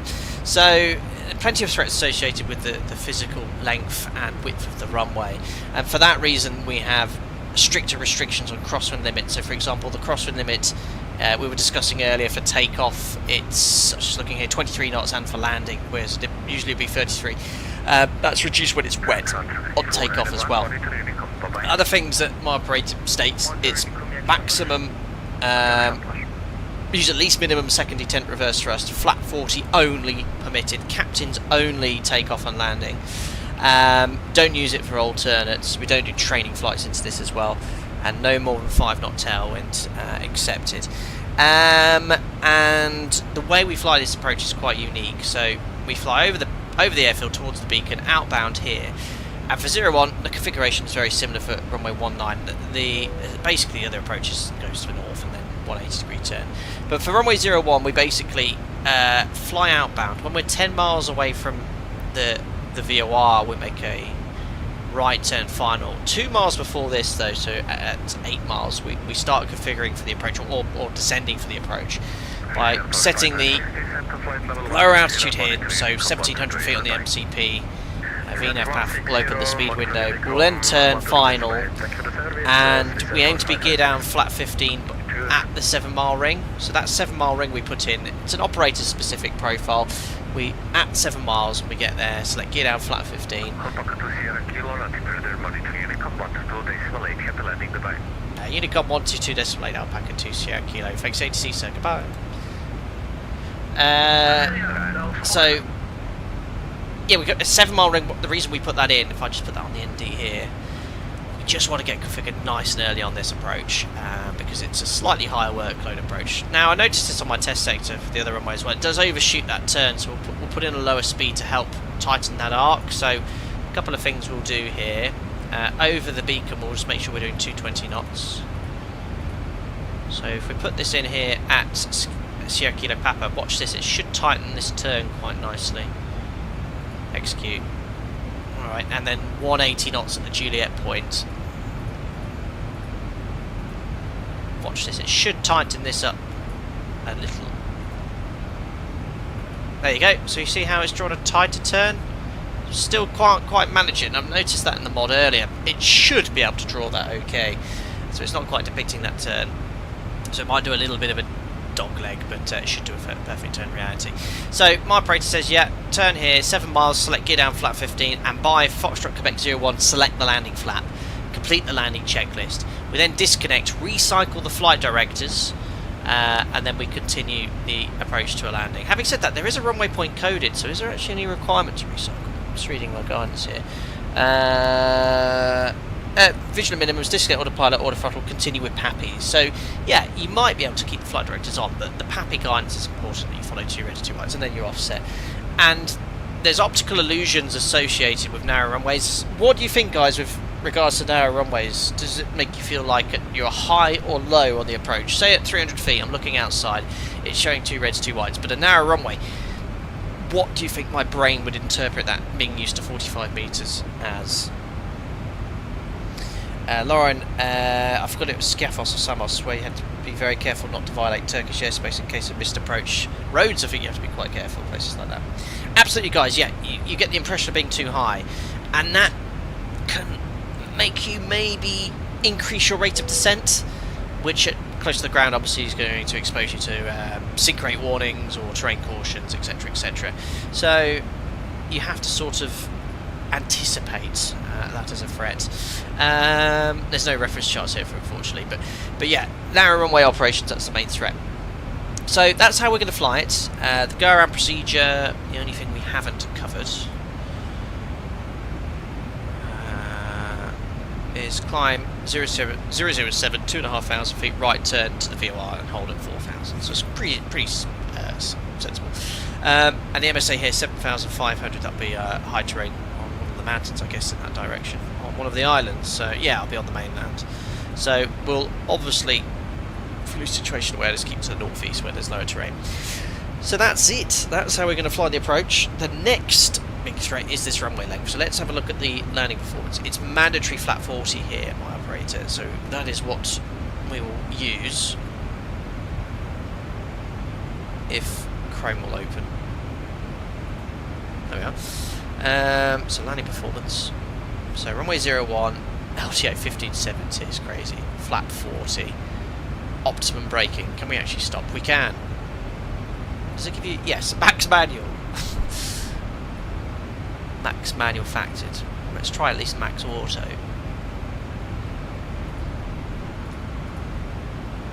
Oh yes, it's not happy with max auto. Maximum runway weight exceeded by 53.4.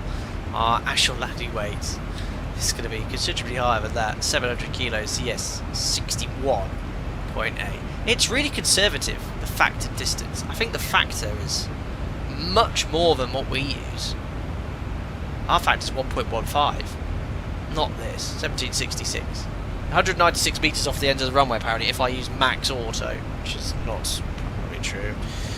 I'm just going to do the factor calculation myself. If I select actual distance, it'll be happy. Look, none. Perfect. So 13, 14 times 15%. Is that actually factored the same way? 15, 11. Yeah, I don't know what factor they're using. Too high. My OPT gives 1 metre over the end with max auto. Really? Yeah, we're very heavy. So this, you know, this is what it's like. Performance limited runways. You've got to be so careful.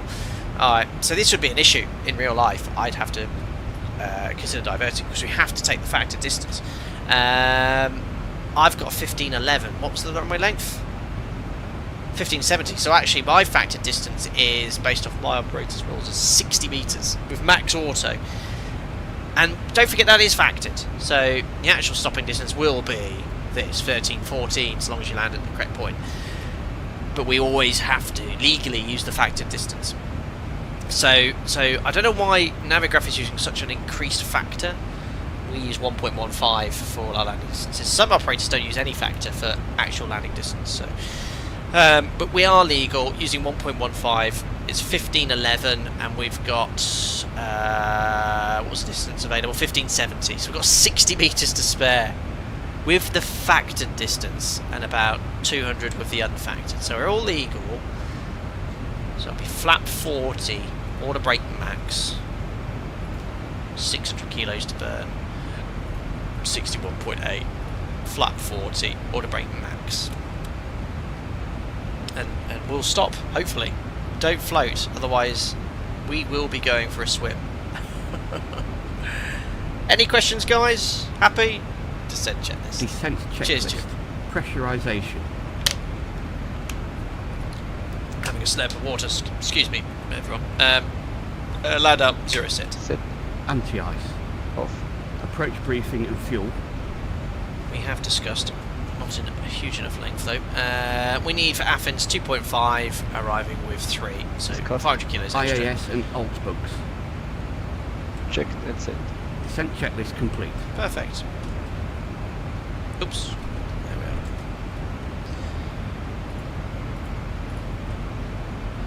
There we are.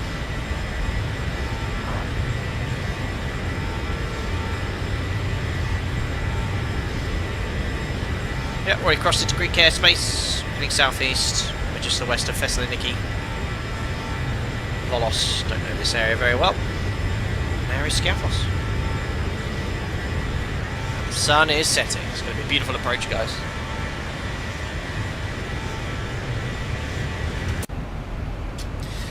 Danny Go, hope you're doing well. Might be different between X-Plane 11 and X-Plane 12, but do you know how to update the nav data? Because I'm using ancient nav data and I don't know how to update it. Now, Danny, I do have a Navigraph subscription, which uses the same software as it did in X-Plane 11 to X-Plane 12. How you do it for free, I don't know, which I'm presuming you're using. Is there a way, guys, of updating sim nav databases? I really am not sure.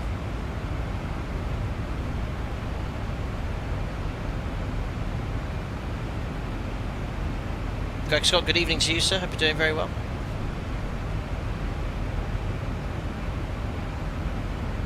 Nathan made a point earlier as well, the upslope for 01 will only increase the feeling of being high as well. Absolutely. Any upslope gradient will make it feel a little worse.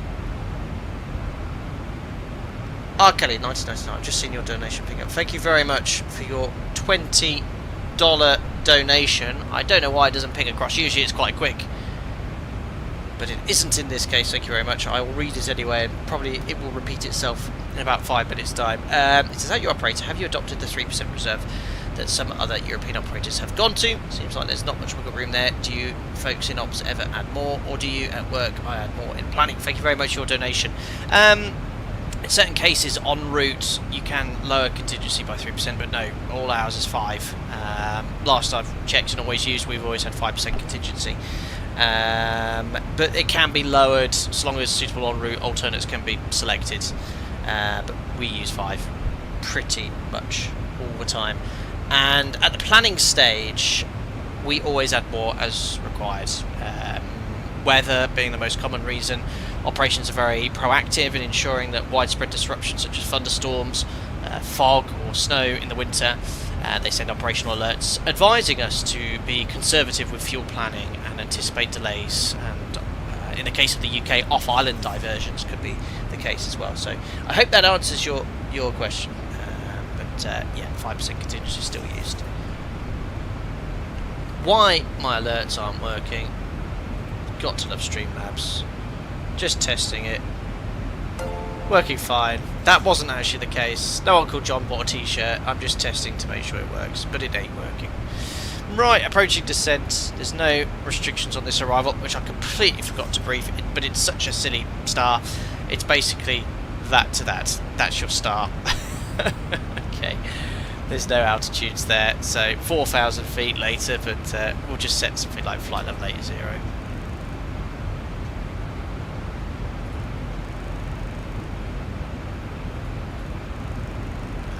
Set, and VNAV will manage that descent for me. There we go. Cheers, R. Kelly. Sorry I didn't ping up in chat. Neil says, "Is this your first ever crash after berating V1 for his crash?" It could well be. It could well be. Oh, it's got to VNAV speed. Sometimes the real aircraft does that actually. Sometimes it misjudges the initial transition from cruise to the descent and the path can run away. That's why it's got to VNAV speed. It's pitching for the speed now. Just monitor it. I'll kill it. My operator standard is additional 45 minutes if there's thunderstorms forecast at the destination. Ops won't put that on for you. It's completely commander's discretion. But yeah, if I've got thunderstorms at destination, my absolute personal minimum is 30 minutes. If it's widespread, including my nearby alternates, that's where I'm more airing towards an hour, depending on the max landing weight, which generally on the NG and Max isn't an issue, unlike the A321, which I found there's no wiggle room at all. Yeah, if I've got thunderstorms at my destination and all my alternates within 100 miles do as well, I'll find an alternate that's bulletproof, load for fuel for that, plus 30 minutes as an absolute minimum. But I've taken, when we've got the named storms in the UK, I've landed with 7-8 tons, no problem.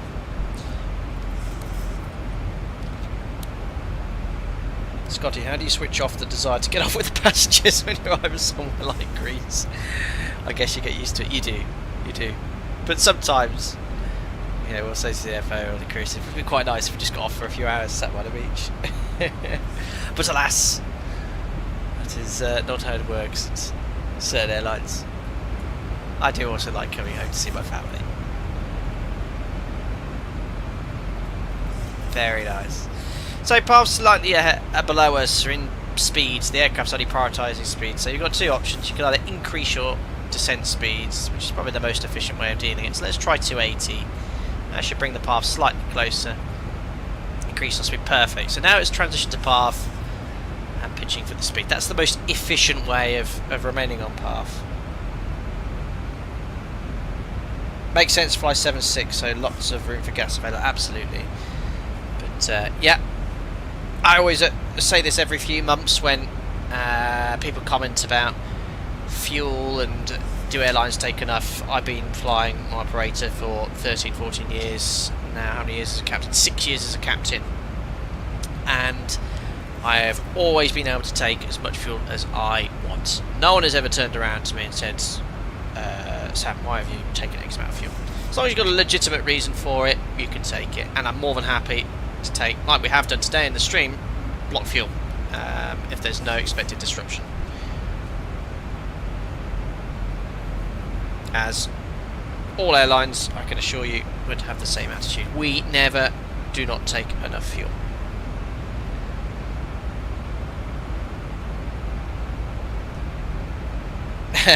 Nathan made a point there. Yeah, aircraft can conveniently go AOG down route, of course.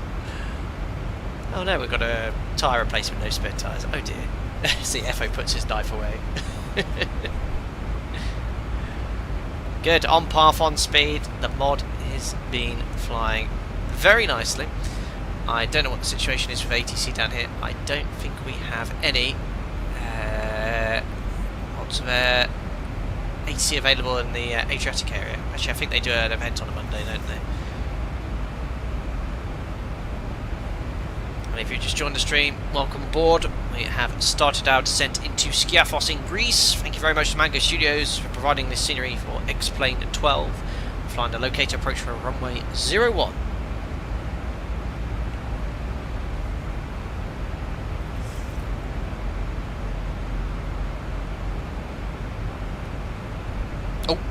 Past 97,900 subscribers during this stream as well, so thank you very much to everyone that's new here as well. 2,100 subscribers to go until 100,000. Not long, hopefully this year. Lorenzo, for performance reasons, do you need a new OFP when the extra fuel is above a certain amount? No, because the fuel burn is obviously going to be higher, but we're carrying that extra fuel, so no, you don't need a new flight plan for that. But what can sometimes happen is you cannot make your planned cruise level if you take a significant amount of extra fuel, which might require just liaising with ATC. It's not an issue.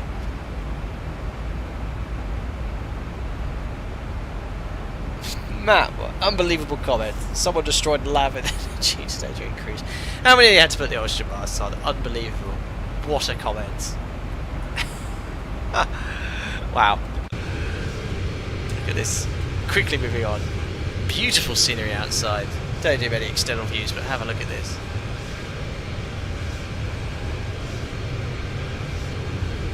Stunning.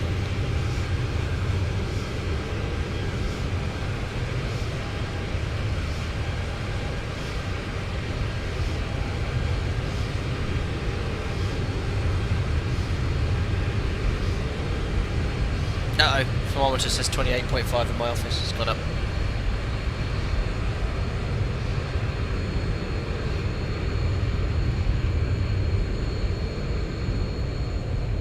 That is beautiful.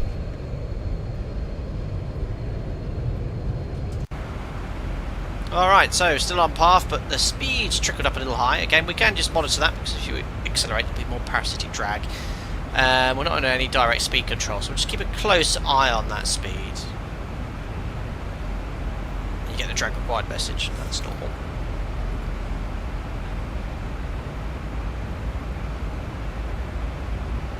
Adrian, what you asked, may have missed it in the briefing, but what's the vertical mode for the locator approach? We'll be using VNAV on this approach. In fact, we have a restriction on this arrival. He says we can't use vertical speed. So VNAV is the only approved pitch mode. Oh, look at that. So maybe key on my map. There we are, Skiathos, that's the island here. That's where we are concluding our flight, hopefully in one piece. Thomas Woods says howdy. Good day to you, thank you very much for popping in.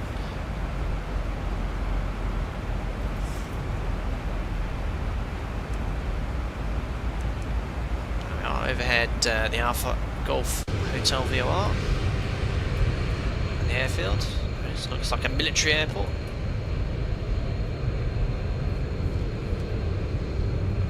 There on the corner of the map on the left.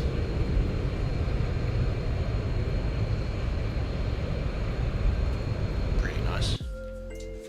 Ah, there's the sun setting as well. Beautiful. Or resplendent, that's a word we've not used for a while on the channel.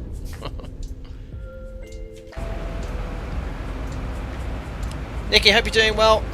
Nikki, the dev from Mango Studios. Sorry I'm late, got stuck on the M25. Hope all has been well. Nikki from Mango, thank you very much for popping in today's stream, providing the scenery, and giving some X-Plane users the ability to purchase a accurate replication of Skiathos.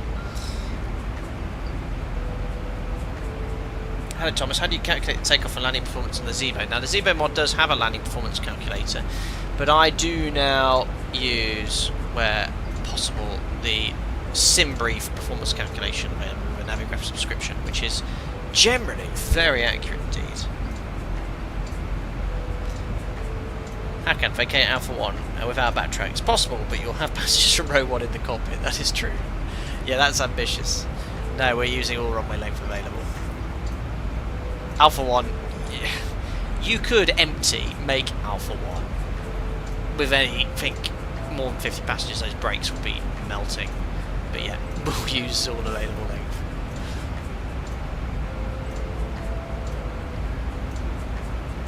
Lorenzo, in case of long stars such as into Fiumicino, do check all tracks and distances in the briefing, even though you're likely to get a direct or vector. Yes, step through the waypoints, checking the tracks and distances. The day you don't check them is the day you'll do the full arrival. You just want to make sure you got the correct star in. As you saw earlier in the stream, it's very easy with input error to put in the, or insert the incorrect SID or star, and all of a sudden the aircraft is not going where you anticipated, or ATC.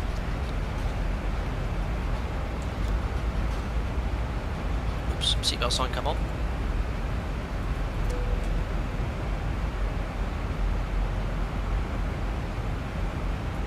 What a beautiful approach. Gosh, I time my streams just right, don't I?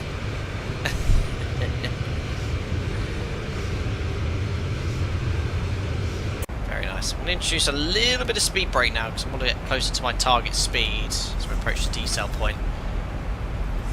Which are these two green circles on the ND. Stay in path. Yunes, can you do a quick arrival briefing? I won't be repeating it now, with only 15 minutes to land. However, if you wish to not watch the stream live, play it back about 20 minutes and you'll see my arrival briefing.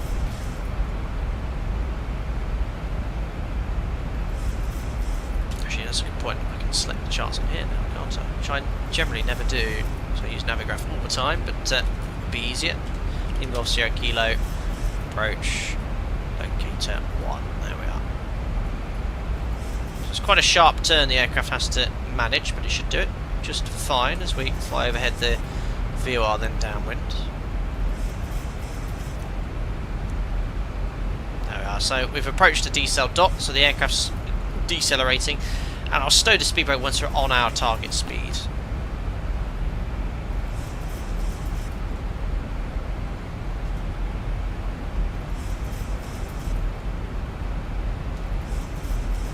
Stow the speed brake. Perfect. All that noise. Cool. So next decel will be 220 knots at the beacon. Sierra Kilo Papa. Well, actually at the VOR. High passing 100 for 80. Let's do the post-cruise checks. Fuel 4 pumps. We've got 3-4 on board. Lights. Ergo not required. Anchor bank is set to 25 degrees. Always forget to do that. Streaming. Belts on. Recool. Checks complete. And we can descend now to 4,000 feet. Which is on the start. We'll set the QNH as well. So 4,000 feet set. The QNH is 1015. Passing 9,000 feet, 4,000 feet, and standby altimeter set. Yep, that's exactly what it does every day, normal geek. The ice bug slowly bugs back. But in some examples, I have seen it go quickly from 250 to 280 to 250, but I don't know what decides that action. But certainly for the 250 knots at 100, it bugs back slowly. It's a very what's visual. What's the word I'm looking for? Very good analysis and spotting that. There's the decel. It's a bit of a mess, but that would be the case in real life. You've got the fixed rings. Decel is just there, right over the airport for the 220 at Sierra Kilo Papa. So once we get overhead the VOR, we can step down to an altitude of 2,000 feet.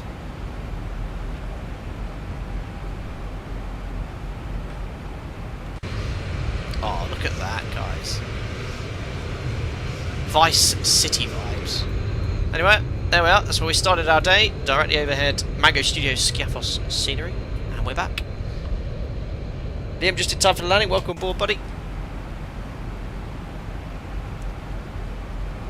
Just give it a little bit of speed brake again, just to help it stay at 250 below 100 and decelerate to 220 knots. So in reality, Greek radar would clear us for the locator 01 approach, call outbound or call final, etc, etc. There's no ATC, so I'll disconnect off that. And there's the decel now for 220 knots. And then we have the next decel for the 180 knots on base. Very well flown by the ZIBO rod.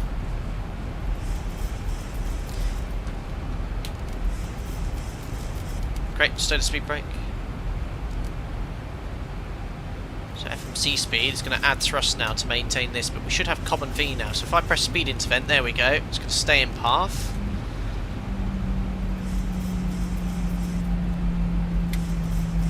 Oh, tower was online. You're joking.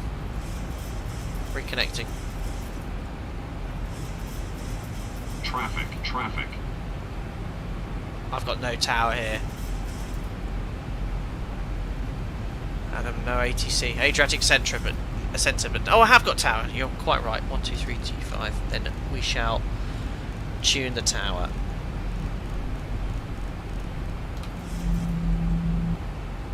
Perfect. I'm going to go flat 1 now. Outbound. Look, guys, look at that. Who can say X-Plane looks naff? Look at that. Sensational. Absolutely sensational. Take your screenshots. Share that on Reddit. Flat 1. Flat 5. Speed check. Right, speed brake going a bit fast. Oh, amazing. Right, established outbound. We can descend to 2,000 feet. That's set. Alpaca 2 Sierra Kilo, hello, we're on the locator 01 arrival, runway 01. Alpaca 2 Sierra Kilo, continue approach, report final. Continue approach, report final, Alpaca 2 Sierra Kilo. Hello again. Good, speed brake stowed.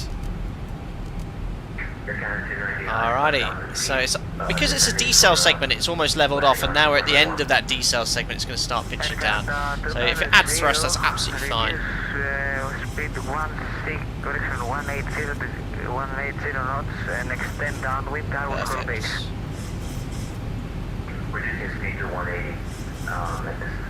So 2 miles before this point, which we're here, approaching descent. So my operator would set 1,700 feet, verify VNAV path speed intervents.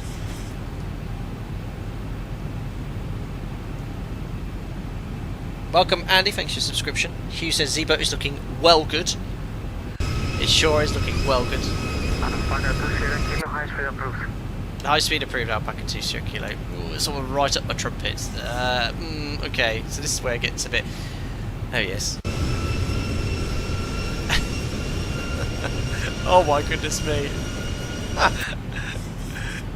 Right, this is a bit sort of... So, final approach fix.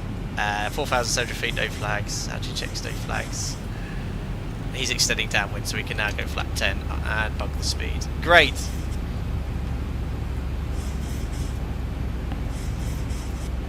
And when we get to the 7 mile ring, which is this green dashed line, we'll go gear down flat 15. And now we're on the descent path.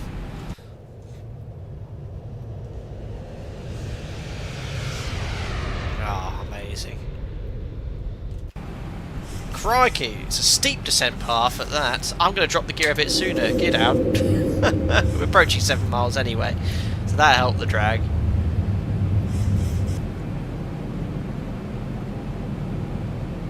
Added 40 feet, Harry, to the minimum, 1640.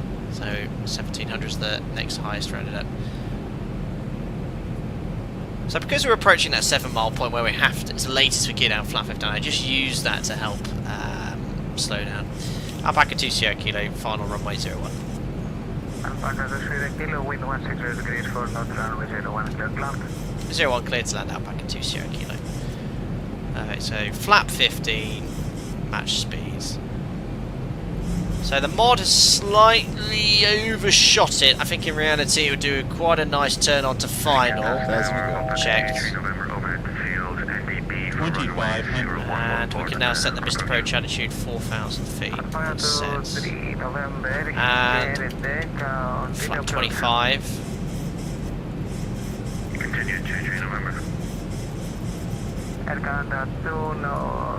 4 reds, we'll be quite low early here, the mods. Should put me pretty much on the correct descent profile. And we must have flap 40 by just below 162, flap 40 by this point here. Crikey, ZIBO, it's really having a bit of a wiggle around here. And the path is almost leveled off, that's why it was 4 reds. It's going to sort itself out by the time we get final. So flaps, oh come on auto throttle. God. Real aircraft would never ever get into a low speed situation like that. So I've had to manually disconnect the auto throttle and add thrust. Alright, keep descending now. There we go, it's established. Someone's gone AWOL. Flaps 40, 40. Let's do a landing checklist actually. Landing checklist. Starts. There we go. Checked. Continuous. Oops. Check. Speed brake. Up. Light. Landing gear. Down 3 points. Auto brake. Auto There we go. Continue. Flaps. Flaps 40 set. Green light. Landing light. Off. Landing checklist complete. Perfect. So there we are. 2 reds, 2 whites. There's the 7-degree offset. That's completely normal, guys. That is how this approach works. It doesn't line you up with the runway. It just continues in this position. Right. We're now visual below minimum. So at minimums, obviously, if you weren't visual, you'd have to do the missed approach. Right. Disconnecting. Recycling flight directors. We'll get established on final approach. It's got really busy here. Yeah. So 2 reds, 2 whites. Extend downwind, you'll call the base on speed 180 or So attitude of flat 40, about 0 degrees. Alpaca 2 Sierra Kilo, just confirm clear land. Missed approach altitude set. 01 clear land, Alpaca 2 Sierra Kilo. Good, lights on, checklist complete.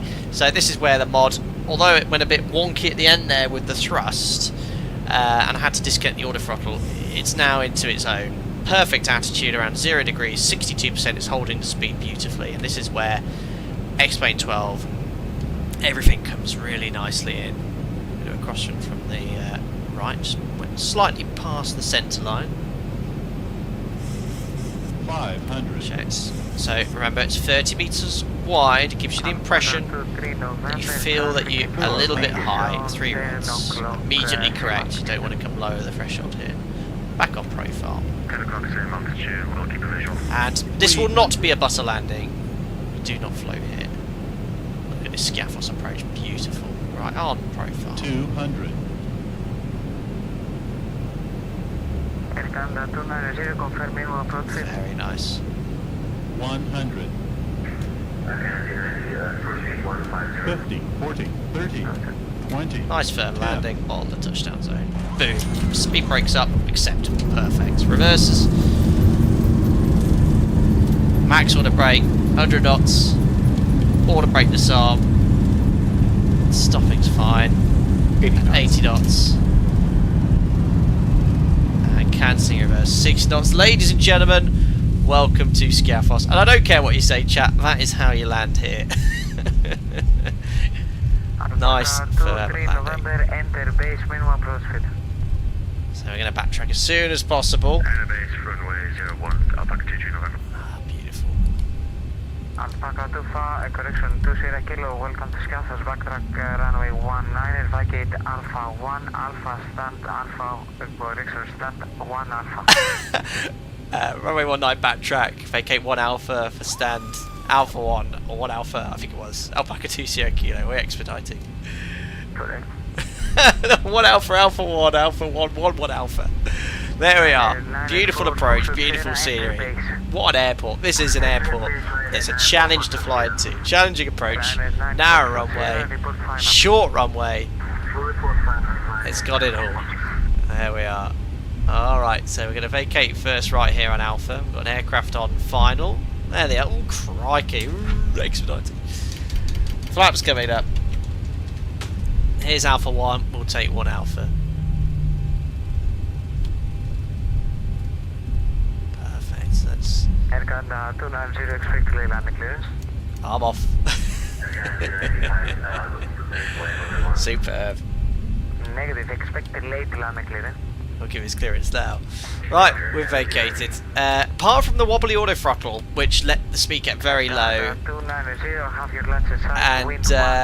the interesting turn, base leg to final wet, massively overshot. The mod's been really, really nice today. It's flown beautifully.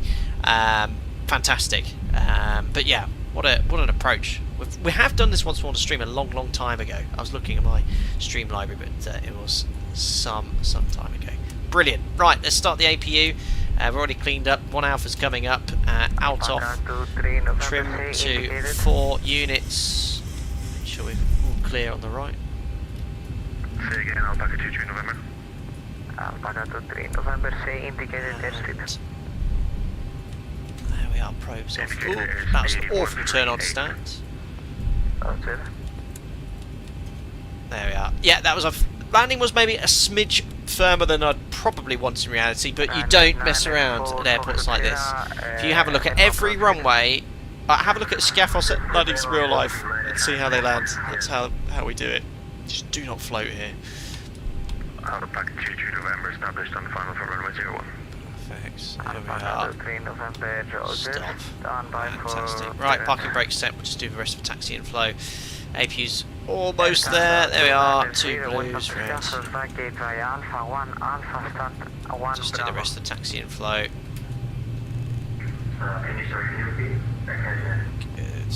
Good. Got some nice cool air in the cabin.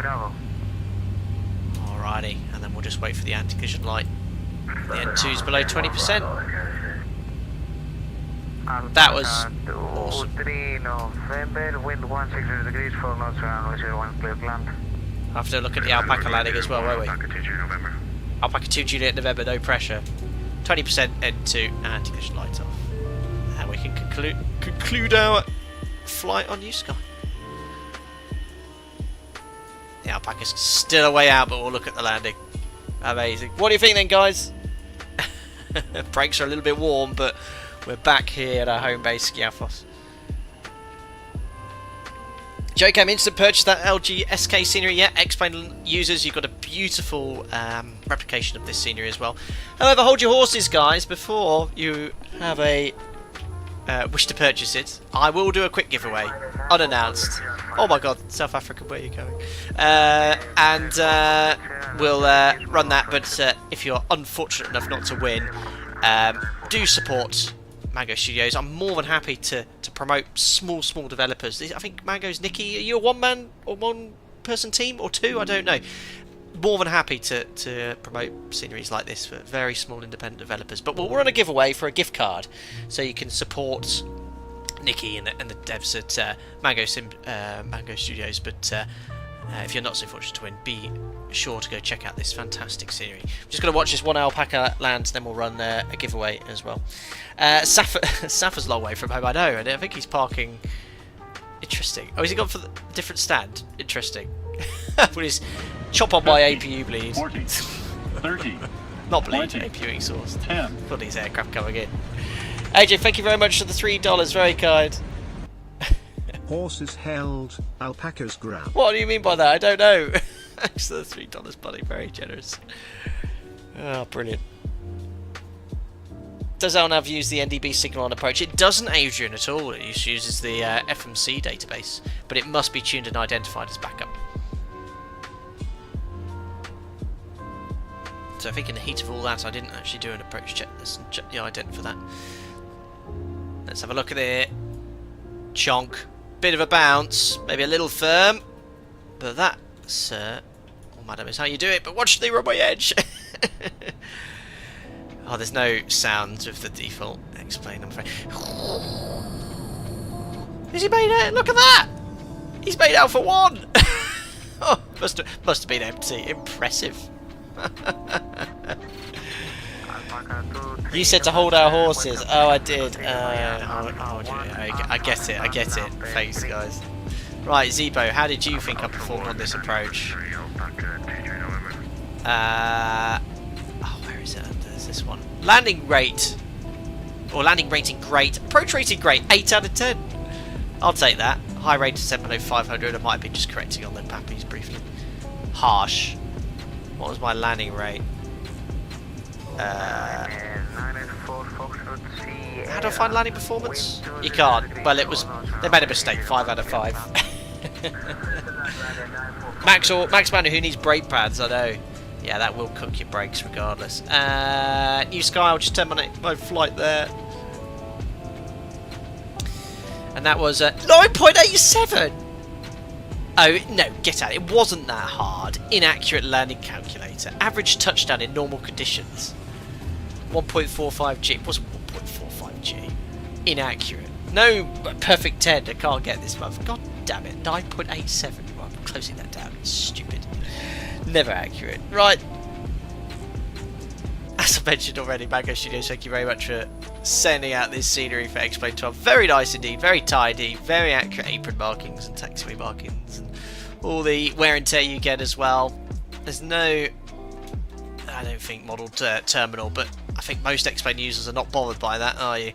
And then you have obviously the outside area here, but the main selling point is this narrow short runway to do challenging approaches from for a variety of aircraft. 757's actually operated into this airport. I think still operate, I don't know, but certainly lots of videos of it. It's a real challenge for 73s, 320s, 321s if you want to go try it out. Amazing. Right then, what I'll do is a giveaway for an X-Plane gift card or Sim Market. I think you can get the scenery from a number of places or directly from the dev. So what I'll do, I'll set that up in the background now with the Nightbot giveaway, and I'll ask a simple question in chat. Giveaways, here we go. Keyword next. Who can enter? Viewers, channel members, moderators, regulars. No increase chance of winning. So Lima Golf Sierra Kilo. Put that in chat, please. I was going to ask a question, but type in the 4-letter ICAO code, please. 0321 George, you're the first entrant. I can see you've already been entered into the giveaway. There you go, just to show you everyone, it's completely unrigged. Here you go, look. Anyone that types it in here in chat gets entered into the giveaway, and then I'll roll it. Perfect. And it's all equal regardless of membership, subscription status, etc, etc, etc. There we are. Got Ryanair coming in as well. They operate this very flight, Bari to Skiathos. Rigged as always, said Matic. You never know. You might be lucky. Don't win it now. Otherwise people will have questions. That was a fantastic sector, wasn't it? Oh. Oh. Right, wow. A butter landing. He ain't going to make the exit, but that's not the objective. Or is he? Is he cooking those brakes as well? Oh, yeah, he's going to go to the end. Sensible decision. Because your brakes would be way too hot. Is that a 400? Or is it an 800 without winglets? Not sure. That's the airline everyone wants to fly with anyway. Josh Reap, how do you import wins into iFly? I don't think you can you? Chavrox wants to give away for the scenery. So yes, I should have mentioned, only enter the giveaway if you have X-Plane 12. Hopefully you all do. Perfect, we'll let it run for another 30 seconds or so before we roll it here.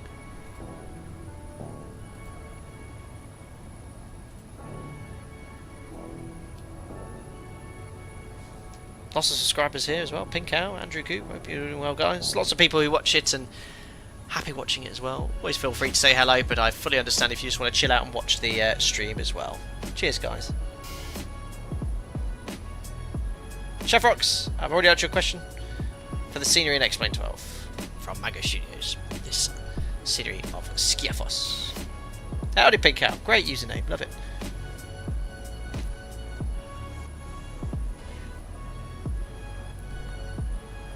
John Blast just got home, missed the stream. Ah, sorry to hear that, buddy. Well, glad you're home safe and sound.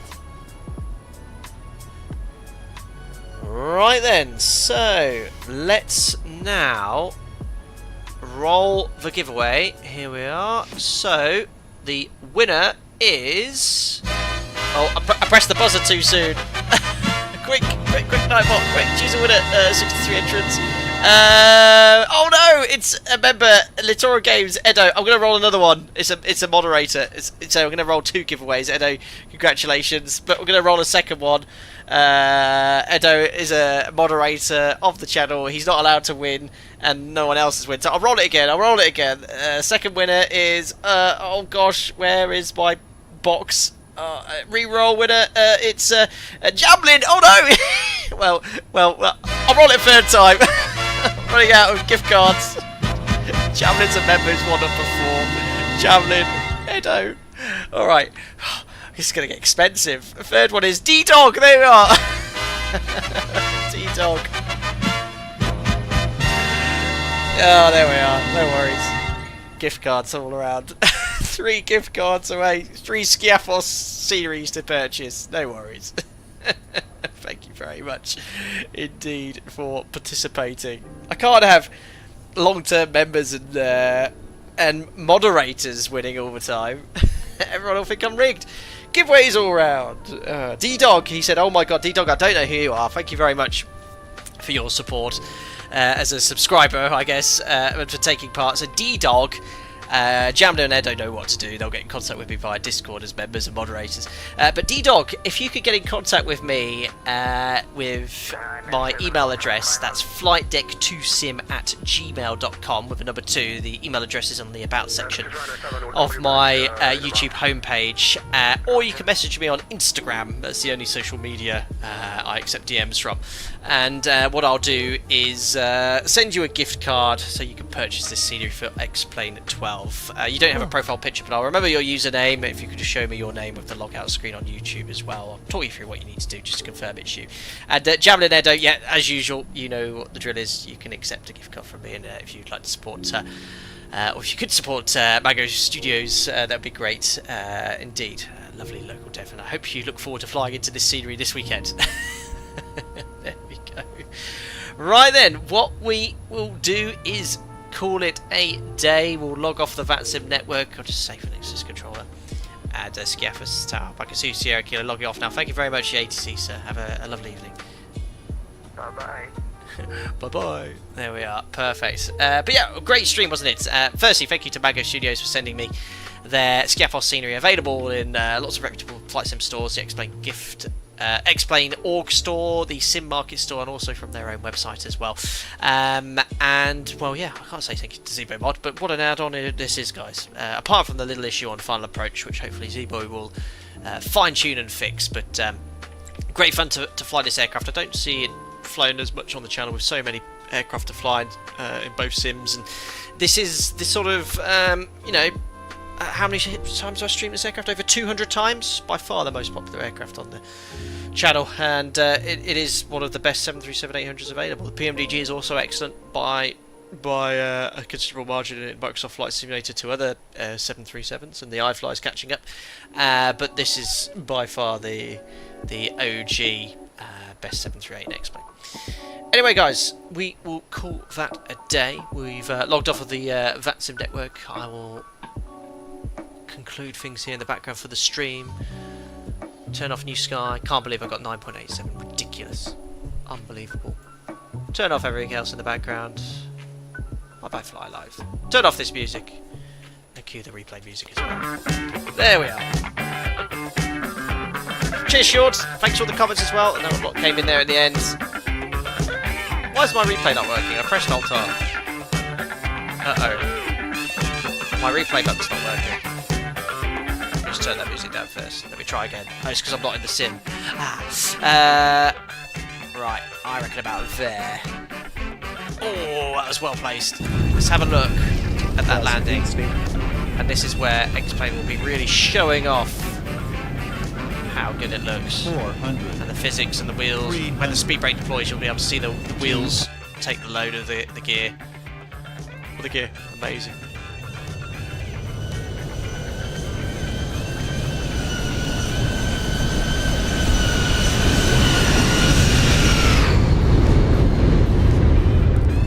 Plonk. Nah, that was fine. New Sky was being incredibly harsh. Don't forget it's upslope as well.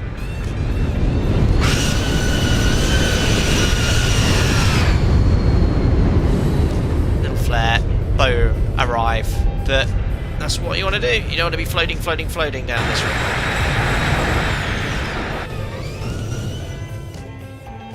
It's going to look great from this angle. See all the boats that explode as well. Superb. A little bounce under here.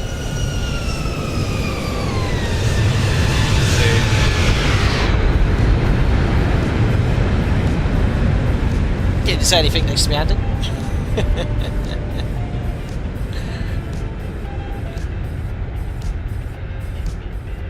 Ah, very nice. Let's have a look from the tower view.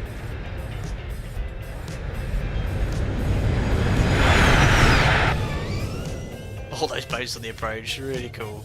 It's a nice yacht.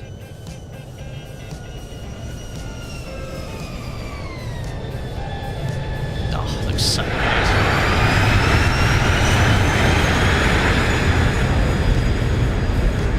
I'd like to have a go at this in real life, this end.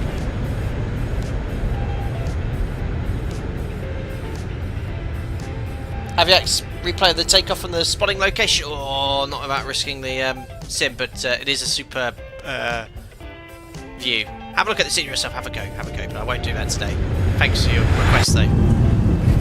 Right, that's the view we want.